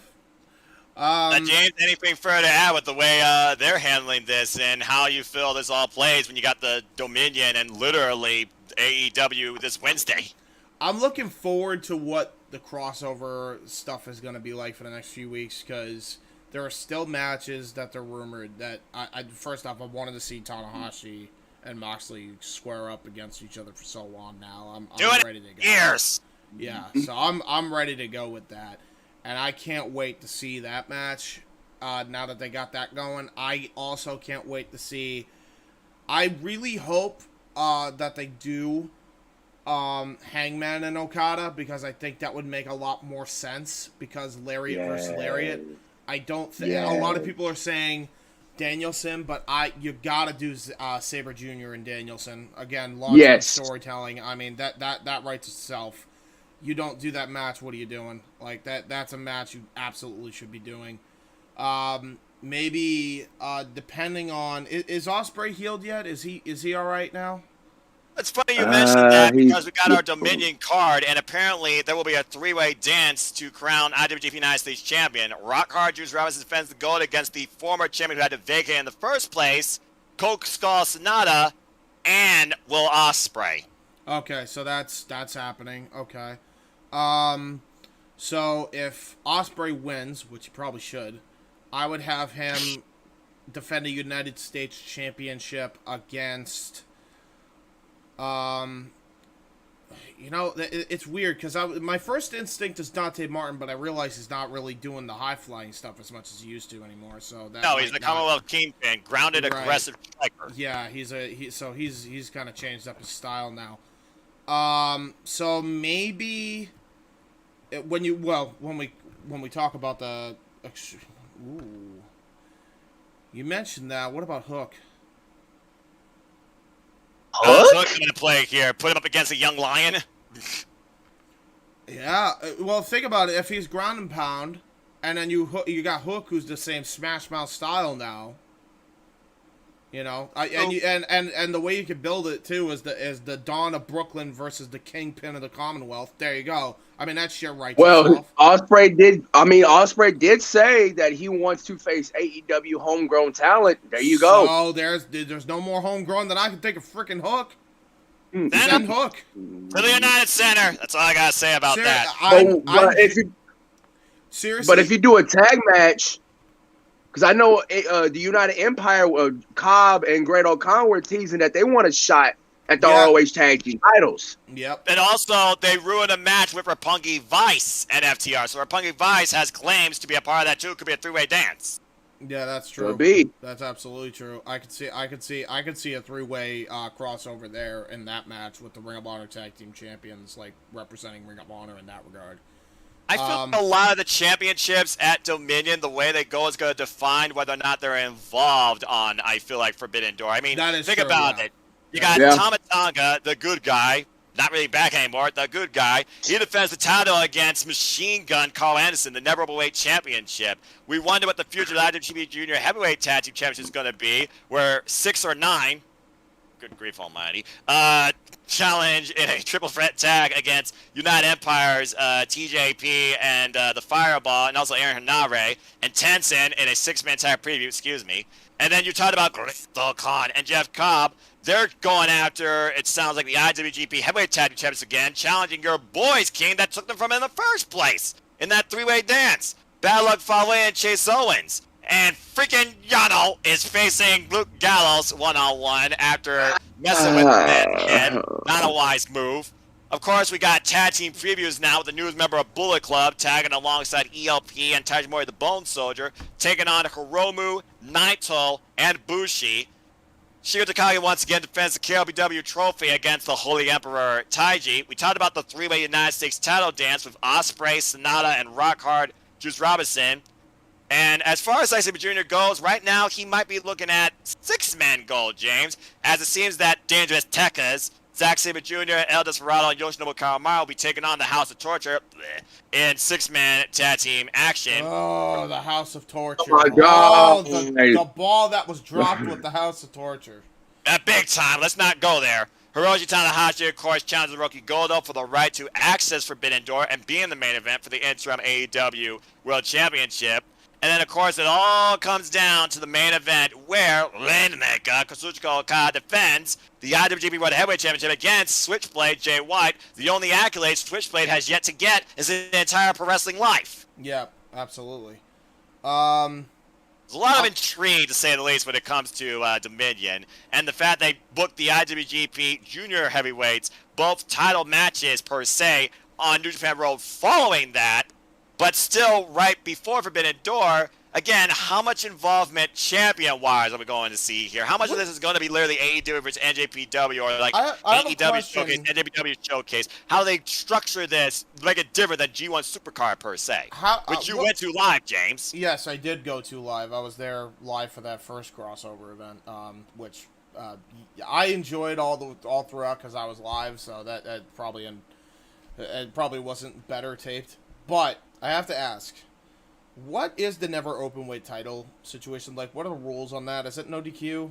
It's no DQ. The Never Openweight title is a standard championship, but it challenges your spirit, your will, your mentality. A certain class of warriors, professional wrestlers, are worthy of not only contending, but holding this championship. I'm talking about the likes of Hiroki Goto, Minoru Suzuki, Katsuyori Shibata, Kenta, and of course, my boy, and the key player in Never Openweight, period, strong style professional wrestling, the Stone Pit Bull, Tomohiro Ishii. Now it is currently being held by the good guy, Tama Tonga, one part of GOD. But he now defends it against former G1 Climax finalists, and Caro, we gotta figure out when this field's gonna be developed too and what's gonna be involved in that as well, the Machine Gun, Carl Anderson. Yeah, this is going to be interesting for sure. The reason I brought up the Never Openweight scenario is I don't mind seeing the Never Openweight champion take on the FTW champion. They're one and the same belt, right? In theory. So why not? I feel like one is more so a example of an ad you specify versus a title that became something of its own right. That you thought was going to be for a certain class, and to a degree it is, but honestly, when you contend or hold the Neverweight Championship, you're lucky to survive beyond, let alone at, one defense. And many people have failed at that, Shingo Takagi. After Minoru Suzuki dropped him at the Jingu Stadium baseball show. And again, you talked about earlier Naito. What if he does, again, he's not asking for a challenger. He's waiting for somebody to challenge him. He fears they want him. They'll step up towards him. There's a lot of different ways that this build can go, but as far as right now, the AEW Championship picture, it all comes down to this Wednesday. So this comes down to this. Who's in that Battle Royale per se that can give a main event caliber match against Jon Moxley and still be preserved? Gotta be Tanahashi to me. It's gotta be Tanahashi, because Tanahashi doesn't give a shit about... He will go like he's 20. Like, still. At his age, so... Yeah, again, his knees are damaged beyond all belief, as we know, Caro. But looking at this Wednesday, though, AEW versus AEW, Jon Moxley versus Blank in the main event. Who you put in that spot? Who do you got, Caro, on that spot? Oh, sorry. I heard my name, but then my headset kind of, fizzled. Noah knows, because he does the show with me. Sure, repeat that one. Yeah, that's fun. I just, I was thinking about this Wednesday, Battle Royale. Somebody facing Jon Moxley in the main event of Dynamite. Do we see a first? Do we recall history? Do we put on a bloody, brutal classic if he's cleared and actually wins? Who could contend against Jon Moxley this Wednesday on Dynamite in the main event? Well, I would say Bryan Danielson, but he's injured right now. Yeah. Right. That was my first I shot. would say Adam Cole, but he's also injured right now. Yes. That's a good I got one for you because it actually makes all the sense in the world, and they don't have many options currently right now. Go to the well with Lance Archer one more time. He does have history in New Japan Pro Wrestling. He did ask one more time to go up against if they want to tear our hearts even more. Maybe Eddie Kingston. No. You don't do Eddie Kingston. I'd be okay with that matchup though. Because so Jon Moxley and Bryan Danielson have this connection with the Blackpool Combat Club, right? And Eddie Kingston and Jon Moxley also have a history together. Bryan Danielson and Eddie Kingston are pretty much not, they tagged for Anarchy in the Arena, but there's obvious tension here. Well, you could create tension between Moxley and Kingston because Mox wants to get his hands on Tanahashi so bad, and now Kingston's trying to get in his way. And the thing about Moxley is he knows Kingston 100% all the time. He's real, but even this past Friday, he's like, "You are one guy hard to like." It's like, I know, man. I'm just this. I am what I am. I'm not a likable fella. I'm just If they really want to tear our hearts apart, they could do that. Yeah, probably. I mean, we all think that Eddie Kingston. Eric put out the tweet. Eddie Kingston should be champion next year. They could be super bold and run Hangman. Because Hangman versus Moxley, I don't know if you remember, but Hangman versus Moxley was supposed to happen. Right. Because they were building to that. But then Moxley had to go to rehab. That's true. That is true. So they mixed that storyline. So if they want to finally run Hangman versus Moxley and then have Hangman lose, which would then further his character arc, then they could obviously do that. I also think about this. You know what? I'm going to go with Hangman. I'm going with Hangman. But doesn't Hangman got Yes. David Finley he has a match though. He's facing David Finley. I think he's fighting David Finlay because he's. I forgot. I'm gonna be honest with you. I think he knows he's got that match coming up with Okada. So that's the reason why I feel like I don't even think he should be taking a loss, honestly, just for that alone. Like, because he's pretty got to sure fight that he Okada. won't be in that match. But I was also thinking about this. I think he's losing. I think he's losing to Okada. I mean, again, guys, Blake versus Okada. How do you bet against Okada? Yeah. Yeah. You can't. It's gonna be a hell of a match, though, and I don't want to get Hangman. Hangman is literally going through Hangman is reverse Kenny Omega right now. Yes. And I mean this because when Kenny won the title, that's when he started having like those like heelish mentalities and viewpoints and stuff like that. He turned his character a whole 360 with the help of Don Callis.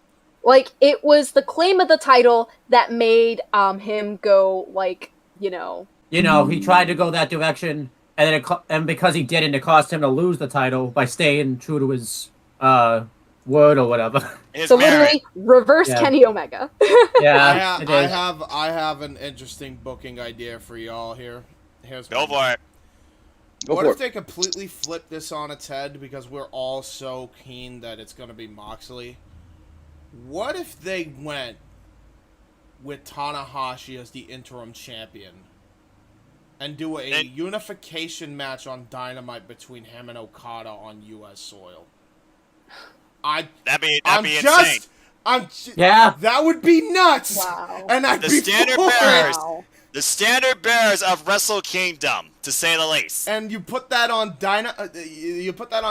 That could set up a lot. And Good. And the idea being that whoever wins is gonna take on Punk to unify all three belts. That's the end game. That's a hell of a fucking way to bring Punk back to having him win 3 belts. Yeah. Whoever and you can have Okada or Naito or Naito. Listen to me. Or Tanahashi win that. Don't matter to me. But like, if you go with that and you put in the biggest star, one of the biggest stars in Japan versus one of the biggest stars in pro wrestling in the U.S., you're bound to sell some tickets. Absolutely. I also think about that's this. my end game with it. I also think about this, though, going into Forbidden Door. Like, you think about, John Moxley versus somebody within AEW. What if they flip the script on us and somebody from NJPW is in that Battle Royale? Like Tomohiro Ishii or somebody like that. Yeah. And they revisit Tomohiro Ishii versus John Moxley in the main event of Dynamite. Yeah, that was a true. G1 Climax standout. Yeah, that's true, too. I mean, anything could happen with this crossover, man. And especially with Punk semi-injured right now for 6 weeks, this is gonna spin everything into a work here. So. Do you guys at all maybe see somehow them booking for Forbidden Door, despite the fact he faced flying Kota Ibushi? Man, yeah, that's a difficult question, honestly. Well, Kota isn't like 100% yet. Yeah, I don't think he is. Yeah. Especially with all the stuff going on with Kota and New Japan and Yeah, stuff. I don't expect him It's at one thing to be Forbidden physical Door, 100%, it's another thing to be mentally 100%. Yeah, and we know he's not. It's curious. It does have me curious. King, your thoughts on it? Yeah, please elaborate. Fantasy book. What ifs? Talk. Y'all saying like, but what if here's another one I've seen float around on Twitter. What if Goto beats Tanahashi and he goes to Forbidden Door? Could happen. Could happen. Moxley versus Goto. Yeah. I mean, I've seen that float around as well. It's not as unpredictable as people are claiming it is. It's not Yeah. like like people are saying like, oh, this is so predictable. Not really. There's Not many ways really. they could go with this, and there's many ways they could go a different direction that the fans will be happy with as well. Like, so I don't think it's as unpredictable as people are making it out. This is the main event of Forbidden Door. The main event of Forbidden Door is to crown the interim AEW World Champion. So you got 4 parties, 3 that are known, and 1 complete unknown that could literally be the surprise factor here, all come into play here, and this closes the show. They got fought whatever is before this, including Heyman versus Okada. I mean, I have a thought. Like, I have a feeling this isn't going to go over very well, but it's a thought. And this, my NJPW history isn't the best, but I'm just going to guess here. I don't know if you guys have thrown this name out there because I don't think he has a match on Dynamite because I was eating dinner when you guys started talking about this. They're going to have Chris Jericho in the Battle Royal and have him beat Moxley because one, there's a history between Moxley and Jericho since Moxley beat him for the belt. They never really. Oh, that's no, that Owen, that might. You're be onto something there, boy. That might be the way they go, actually. And then they do. The way they go. And Tanahashi was the one that first congratulated Jericho from NJPW on his 5th anniversary, and we saw Jericho versus Tanahashi at Wrestle Kingdom where Tanahashi tapped out to a fundamental move. Go with Jericho. You know what? No, there is no other way to go about it on this one. Go with Jericho. Go with Jericho to be the. Be the guy who I wouldn't say there's no other way to go about it, but again, there's continuity there as well. There's a lot of continuity there that I didn't even realize until Owen brought it up. Honest to God, especially I can't believe no one said Chris Jericho. Look at me! I come back here. I eat dinner and I come back here and just completely change everybody's minds. Like, look at that's this. really though of how much what ifs and the possibilities. And we're just talking about the main event of Forbidden Door. We have no idea what the rest of the card is going to look like. We got an idea maybe for the Ring of Honor Tag Team Championships. Not to mention what sort of women influence might be involved here. Will you actually get Stardom versus AEW? Right. Now the question, I don't know if anyone's asked this question because, like I said, I've been away. What's the condition of Jonathan Gresham when it comes to the ROH World Championship? Yeah, that's a good question. That's a good question, actually. Give me him versus Zack Sabre Jr. Actually. Oh my God! Yes. Well, isn't he? Will he be ready to come back by Forbidden Door though? I don't know. I think he's seriously injured too. We have an injury bug. I'm convinced. We have an injury bug, boys. We have an injury bug, ladies and gentlemen. So that's what we got. The summer of injuries in the wrestling industry. Good grief. Don't say it like that. That's what it is right now. Just wait, though. Imagine the injuries that are going to happen once this show is over. Oh my God. Now, to be fair, we're talking about West Side wrestlers taking on the definition of protect your neck, New Japan Pro Wrestling. Do you do a scenario with the Lucha Brothers? Do you put the Lucha Brothers on this card to fight a New Japan tag team that's like established? Trying to fake if you're doing this whole Forbidden Door concept, that's like one of the first things I'm booking is a AAA tag team style versus the New Japan tag team style. They do have that CML influence, but honestly, Hiromu and Bushi challenging the Lucha Brothers does intrigue me. Oh yeah, I mean, I know it's not. I know it's not. NJPW, and I don't know if we even have the belts by then, but I would love to see, I don't know if you know this team, I would love to see Lawi Bellion versus the Lucha Brothers for the NWA for the NWA World Tag Team title. They've had a stranglehold, and they are from AAA. They've had a stranglehold on the NWA World Tag Team Championships. And I can see that. You're definitely onto something there. And again, we talk about the Forbidden Door, at the heart, it's AEW, NJPW. Who's to say there won't be some sort of other influence, maybe Impact per se, which seems the most realistic. And obviously Ring of Honor, now that Ring of Honor is underneath the umbrella of Tony Khan. That. Go ahead. I know, Owen, I'm going to say, Owen, you touched on Jonathan Gresham to see if he's cleared. Yeah, he's been cleared for a few weeks now. Jonathan Gresham. Oh, shit. So he's ready to come back then. Okay. Mm-hmm. So he Just might be back. I want him. You want a triple threat match with him, Joe, and Jay Lethal then, since Jonathan Gresham was... Personally, I don't think you do a cross between guys. I think you have to do Lethal versus Gresham on the show. That's me. If I'm booking it, that's me. That's how I do it. Or you book it, or at the very least, showcase match. Or at the very least, Battle of the Belts 3. One of those two shows. I see more realistically that maybe be at Battle of the Belts free, depending on when they book Joe versus Jay Lethal. And honestly, I can see that at maybe, if not Road Rager, some sort of show they have next month in July. But speaking of shows, guys, Rigo said it. We got friggin' Blood and Guts coming up. What the hell is going to happen here? Literally the week after fucking Forbidden Door. Crazy. I'm really excited about this. It's like 3 days after Forbidden Door. It's the same week, literally. It's the fallout after Forbidden Door. The Dynamite following that pay-per-view. That's crazy. Holy shit. I'm really excited about Blood and Guts, too, because even though they kind of screwed up the first one, I feel like they're going to learn from their mistake this time, and this is going to be like a hell of a Blood and Guts this time. I think this is going to... Yeah. I mean, especially if the anarchy in the arena is anything to fucking go behind. Holy shit. Yeah. Oh boy, we got weird for Wild Ride. We still technically don't even know who's gonna be on Eddie Kid. We only know Moxley. We don't even know who's gonna be on Eddie Kingston's team. I'm assuming it's gonna be Santana and Ortiz, but I think it's gonna depend on. I'm assuming he'll be back by then. Bryan Danielson's injury status and all that type of stuff. I still think they should have done LAX versus the entirety of LAX versus the Jericho Appreciation Society, but that's just me. Do that off Ash Stadium for all we know. You know they're heading back there. Yeah, true. That's actually fair. Yeah. If the feud goes that long, Jesus Christ, that seems like a long time to stretch out a feud. Real quick, before we wrap things up here, Owen, give your full thoughts to Forbidden Door, because you haven't really touched on like your general thoughts. Everybody else has, but you haven't yet on your own show. Like, I'm really excited about it. I can't really give my take on like the NJPW stuff, because NJPW is like impossible to watch if you like work and all that type of stuff. I always try to watch New Japan, but it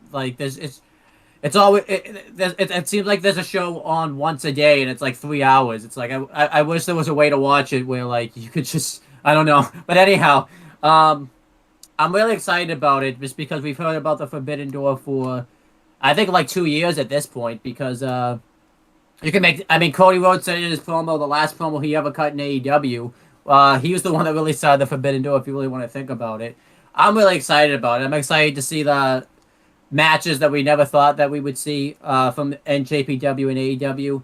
I think the CM Punk injury kind of sucks, because obviously I think he was going to have a big part of this show. And the stuff with MJF kind of sucks, because had this stuff with MJF not been going down, it really would have been cool to see like MJF face somebody on New Japan, because he's like the least New Japan guy on this that would be on that show. But it is what it is. You mean call fans that watch it, allegedly. The one match I really want to see that I think no one's really going to point out. I don't even know if he's going to have the belt or if he still has the belt, but at least want to see it. I want to see Bryan Danielson versus Tom Lawler, either for the Strong title or just in general, because that would just be because I think everyone's expecting like these high. I'm not saying I'm against them, but I think we need like a big technical match to show that New Japan's not just about high spots, and I think that'd be the purpose.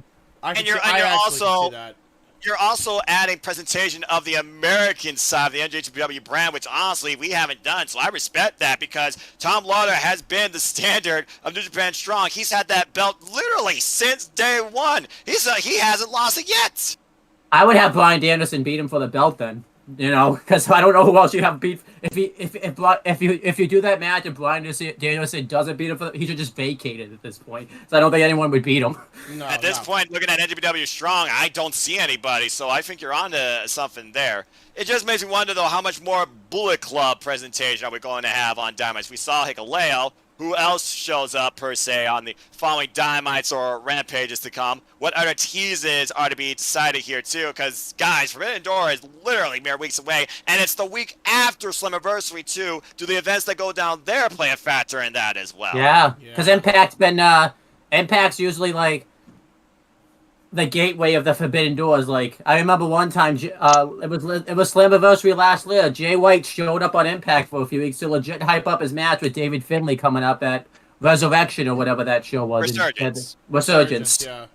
While Impact had a show called Emergence. Coincidence? I think not. Yeah. No, but different parts of the year. Yeah. But yeah, I do see what you're saying. That had already happened. Yeah. I actually want. This might be. I want to see, not necessarily, I forget the tag team name, but the tag team that Royce Isaacs is in, Yes, I want to see him. West in- Coast West Wrecking Coast Crew. Wrecking Crew. West Coast Wrecking Crew, yeah. I want to see. I know this is probably not going to happen. I want to see them versus FTO. That would be a hell of a match. Oh, that'd be interesting. That's a traditionalist match right there. For sure. Again, the possibilities Are between endless. Yes. New Japan Strong, AEW, Impact Wrestling, and the fact that each event follows each other. Wednesday, there's Dynamite to determine one half of your Forbidden Door main event. This following Sunday, you got Dominion, determines the other half of the main event, and maybe Okada's status heading in there too. And then the following weekend after that, you have Slammiversary. Yeah. Now the question I have, crazy. I have about this is, because most of the talent's AEW talent that's hold the belts anyways, do you see AAA having one of their titles, like the AAA Mega Championship, getting defended on this show? No, because that's on MLW show right now. Oh, damn. Yeah, it's on, yeah, so, AAA kind of has, like, an issue where all their talent is just, all their champions are just from different companies. It's weird. I mean, you can make the... there's not one homegrown talent that has a title there. AEW and Impact and everywhere else. AEW, Impact, MLW. There's like I think a couple from other promotions. The only ones that are even the mixed tag is AEW right now. They just brought those back. Sammy and Ty. Go ahead, Owen, and make this the last thing because we do have to wrap up so that way Noah can make it to his next stream. I got plenty of time, but we'll also get Caro's last thoughts here too, because I'm curious if we just made her brain wonder of anything else. The question I have is, isn't technically I mean, I know it's owned by the same guy, but ROH doesn't really own. I think only one title is only has ROH homegrown titles on it, and that's Jonathan Gresham, the world title. Because I think Jones Martinez went through Ring of Honor as well, for those that don't remember. But yeah, since Josh Woods lost the Ring of Honor Pure Championship, you are correct. But then against Samoa Joe, he's also a Ring of Honor Hall of Famer, and that's another thing to consider. Ring of Honor Pure Championship. The first loss in Wheeler Yuta's run at Best of the Juniors was to Robbie Eagles. That very well could be a match booked for Forbidden Door under Pure rules. Yeah, that's fair. Yeah, I actually don't have pretty much anything else to add. Y'all pretty much like nailed it. But I think the only thing I can really say is that like going into the summer, I think the landscape of professional wrestling is fascinating. So I'm just excited to see where it all goes from here. I agree. And that's the best way to look at the industry each and every day with what you can actually watch and keep up with too. That being said, ladies and gentlemen, boys and girls, professional fans, before we end the stream, ahead, we are gonna do plugs. But I gotta get the plug graphic up, so let's plug that, and we'll have Caro go first. Man. So here we go. We shall plug it. Plugs. You can follow me. All the plugs in the world. I only have 2 things to plug, so you can follow me on Twitter at Caro__Taro. So there's between Caro and Taro. You can also find me at wrestling.com. I'm kind of taking a hiatus from writing because there's like a lot going on my life that I don't really want to get into, but like hopefully I'll write something someday down the line. I'm coming back soon. There you go. Positive reinforcement. As long as you don't get writer block or burn yourself out. Don't lose your passion, Cairo. We truly appreciate you. And the Daily Slam, of course. Don't forget to check her and Noah out on the Daily Slam along with trust me, I'll plug more about that. Don't worry. King, where can they follow you? Follow me on Twitter at AMT, Roman numeral 23, number 23. Same thing on Instagram, but the dot is after the Roman numeral 23 and then the number 23. So you can follow me on Twitter and Instagram, where I mostly talk about wrestling. And of course, Game 2, if you're an NBA fan, Game 2 of the Golden State Warriors and Boston Celtics going to be the NBA Finals. Hopefully we can bounce back from Game 1 Thursday night because that was awful. But yeah. There you go. What we got on your end? What we got on your end, Noah? Well, again, guys, this has been an absolute one-of-a-kind pleasure. I definitely look forward to doing this again, too. If we make this a monthly forum, I think we got a new standard for not only the Wrestling Rundown, but the ATW View. But if folks want to find me or know more about me, know this, for I am just a simple man and a lifelong fan of professional wrestling. Damn it! But I digress. Find me on Instagram, Twitter, and YouTube, and Foster1916 for all things wrestling. And shout out to the entire ATW crew, not just the ones here on this panel, too. We will definitely be back with more content, more coverage, more updates, more tweets, more discussions too. Finally providing live commentary coverage of the Jeff Beecham Network for all these weekends in All Things Wrestling. Starting shortly with the Red Creative Hate and then going from there for NWA Always Ready. Then following that, we go into Dominion literally 1 week from today. Holy hell. And then 1 week following that Sunday, Slammiversary. And then, of course, following that Sunday, The Forbidden Door. And so much more too. As always, I'd like to conclude, there are no winners, no losers, no betters. There are just fans with own opinions for this passion we all truly share. At the end of the day, folks, support one another, respect each other, protect your mentality too, and just enjoy life and enjoy professional wrestling. And I will see you all over the place, in and out of YouTube, right here, or even on the Daily Slam, where me, Caro, and or Cindy will always keep you up in all things All Elite Wrestling. It's as simple as that. Gentlemen, it's been an absolute pleasure, as well as lady. With that said, Owen, where could they find you? What you got going? Yeah, you can find me on my channel, Wrestling Fortune 44, where I post all my wrestling content. And I'm going to make the announcement now. I hope this can work out. After NWA Always Ready, I'm putting back the Aftershock Corner Top 5 Flop 5. We're pretty much, we look through the week of wrestling and we pick the top 5 moments and the flop 5 moments. And it's a really lot of fun. And this time, unless I can get a guest, I'm going to be hosting my show by myself. So that way the show can get out and all that type of stuff. So I should be excited. I probably can be able to make it for you. I probably can make all right. Can make it.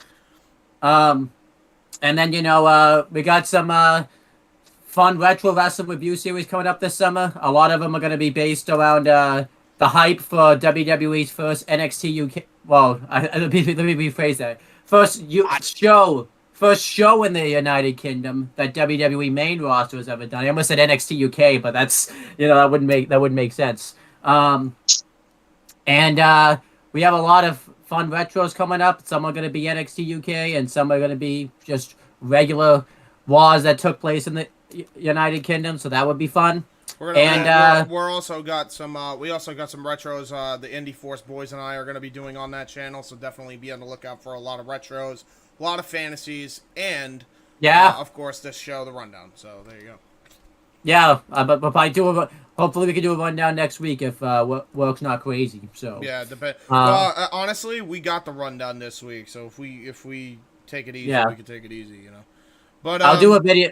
I'll do some type of video reviewing Hell in a Cell. It could just be me just reviewing it by myself. So Creative Hate. Yeah, that's what it's really called. The cell is silver. I agree with Noah's sentiments. I will go last here and plug my stuff, along with Owen and Noah's stuff under some of the stuff under the FTW Productions umbrella, as well as the Jeff Beecham Network. I'm also on No DQ Review now. Check out the last 2 episodes I did with the Aaron Rift's crew. Support No DQ, say yes to it. I was on there with Virtue, Aaron, Walter Cruz, and I feel like I'm forgetting one person. Yeah. What do you want, Jeff?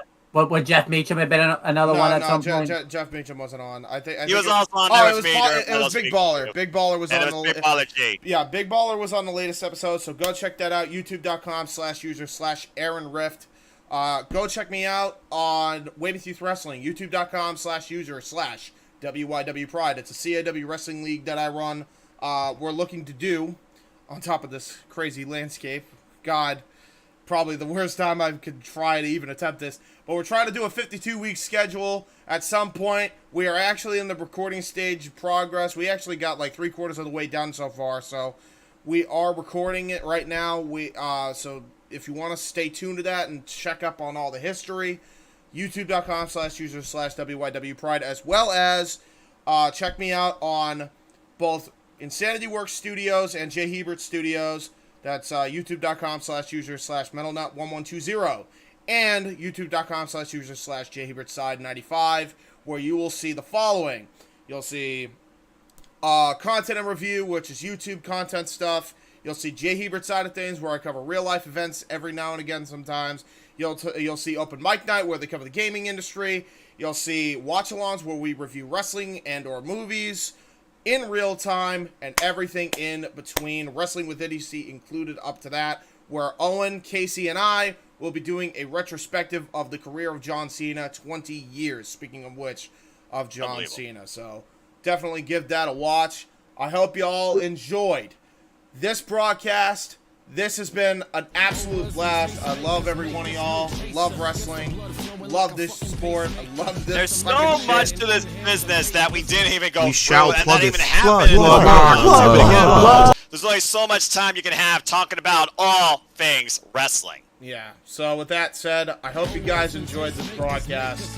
I'm gonna try the outro here again and line it up. But until next time, we will see you next time on the Rundown and next time on the ATW View and December show. See you then, folks. Enjoy your week. Take that work week off, 5 days in the bucket. Fuck it, you got a boss who's a jerk who doesn't. Throw on some Wu-Tang, bring the motherfucking ruckus. There is no pretext. We are living and we love it on a budget. Never mind, we just nudge it to the side. Give the kids a little time. We are living till we die. Focused and we hustle, but we still be getting high. No exception to the rule. Do what you do to get by. Cause the clock keeps ticking like a metronome, and my thoughts keep telling me to get me home, but my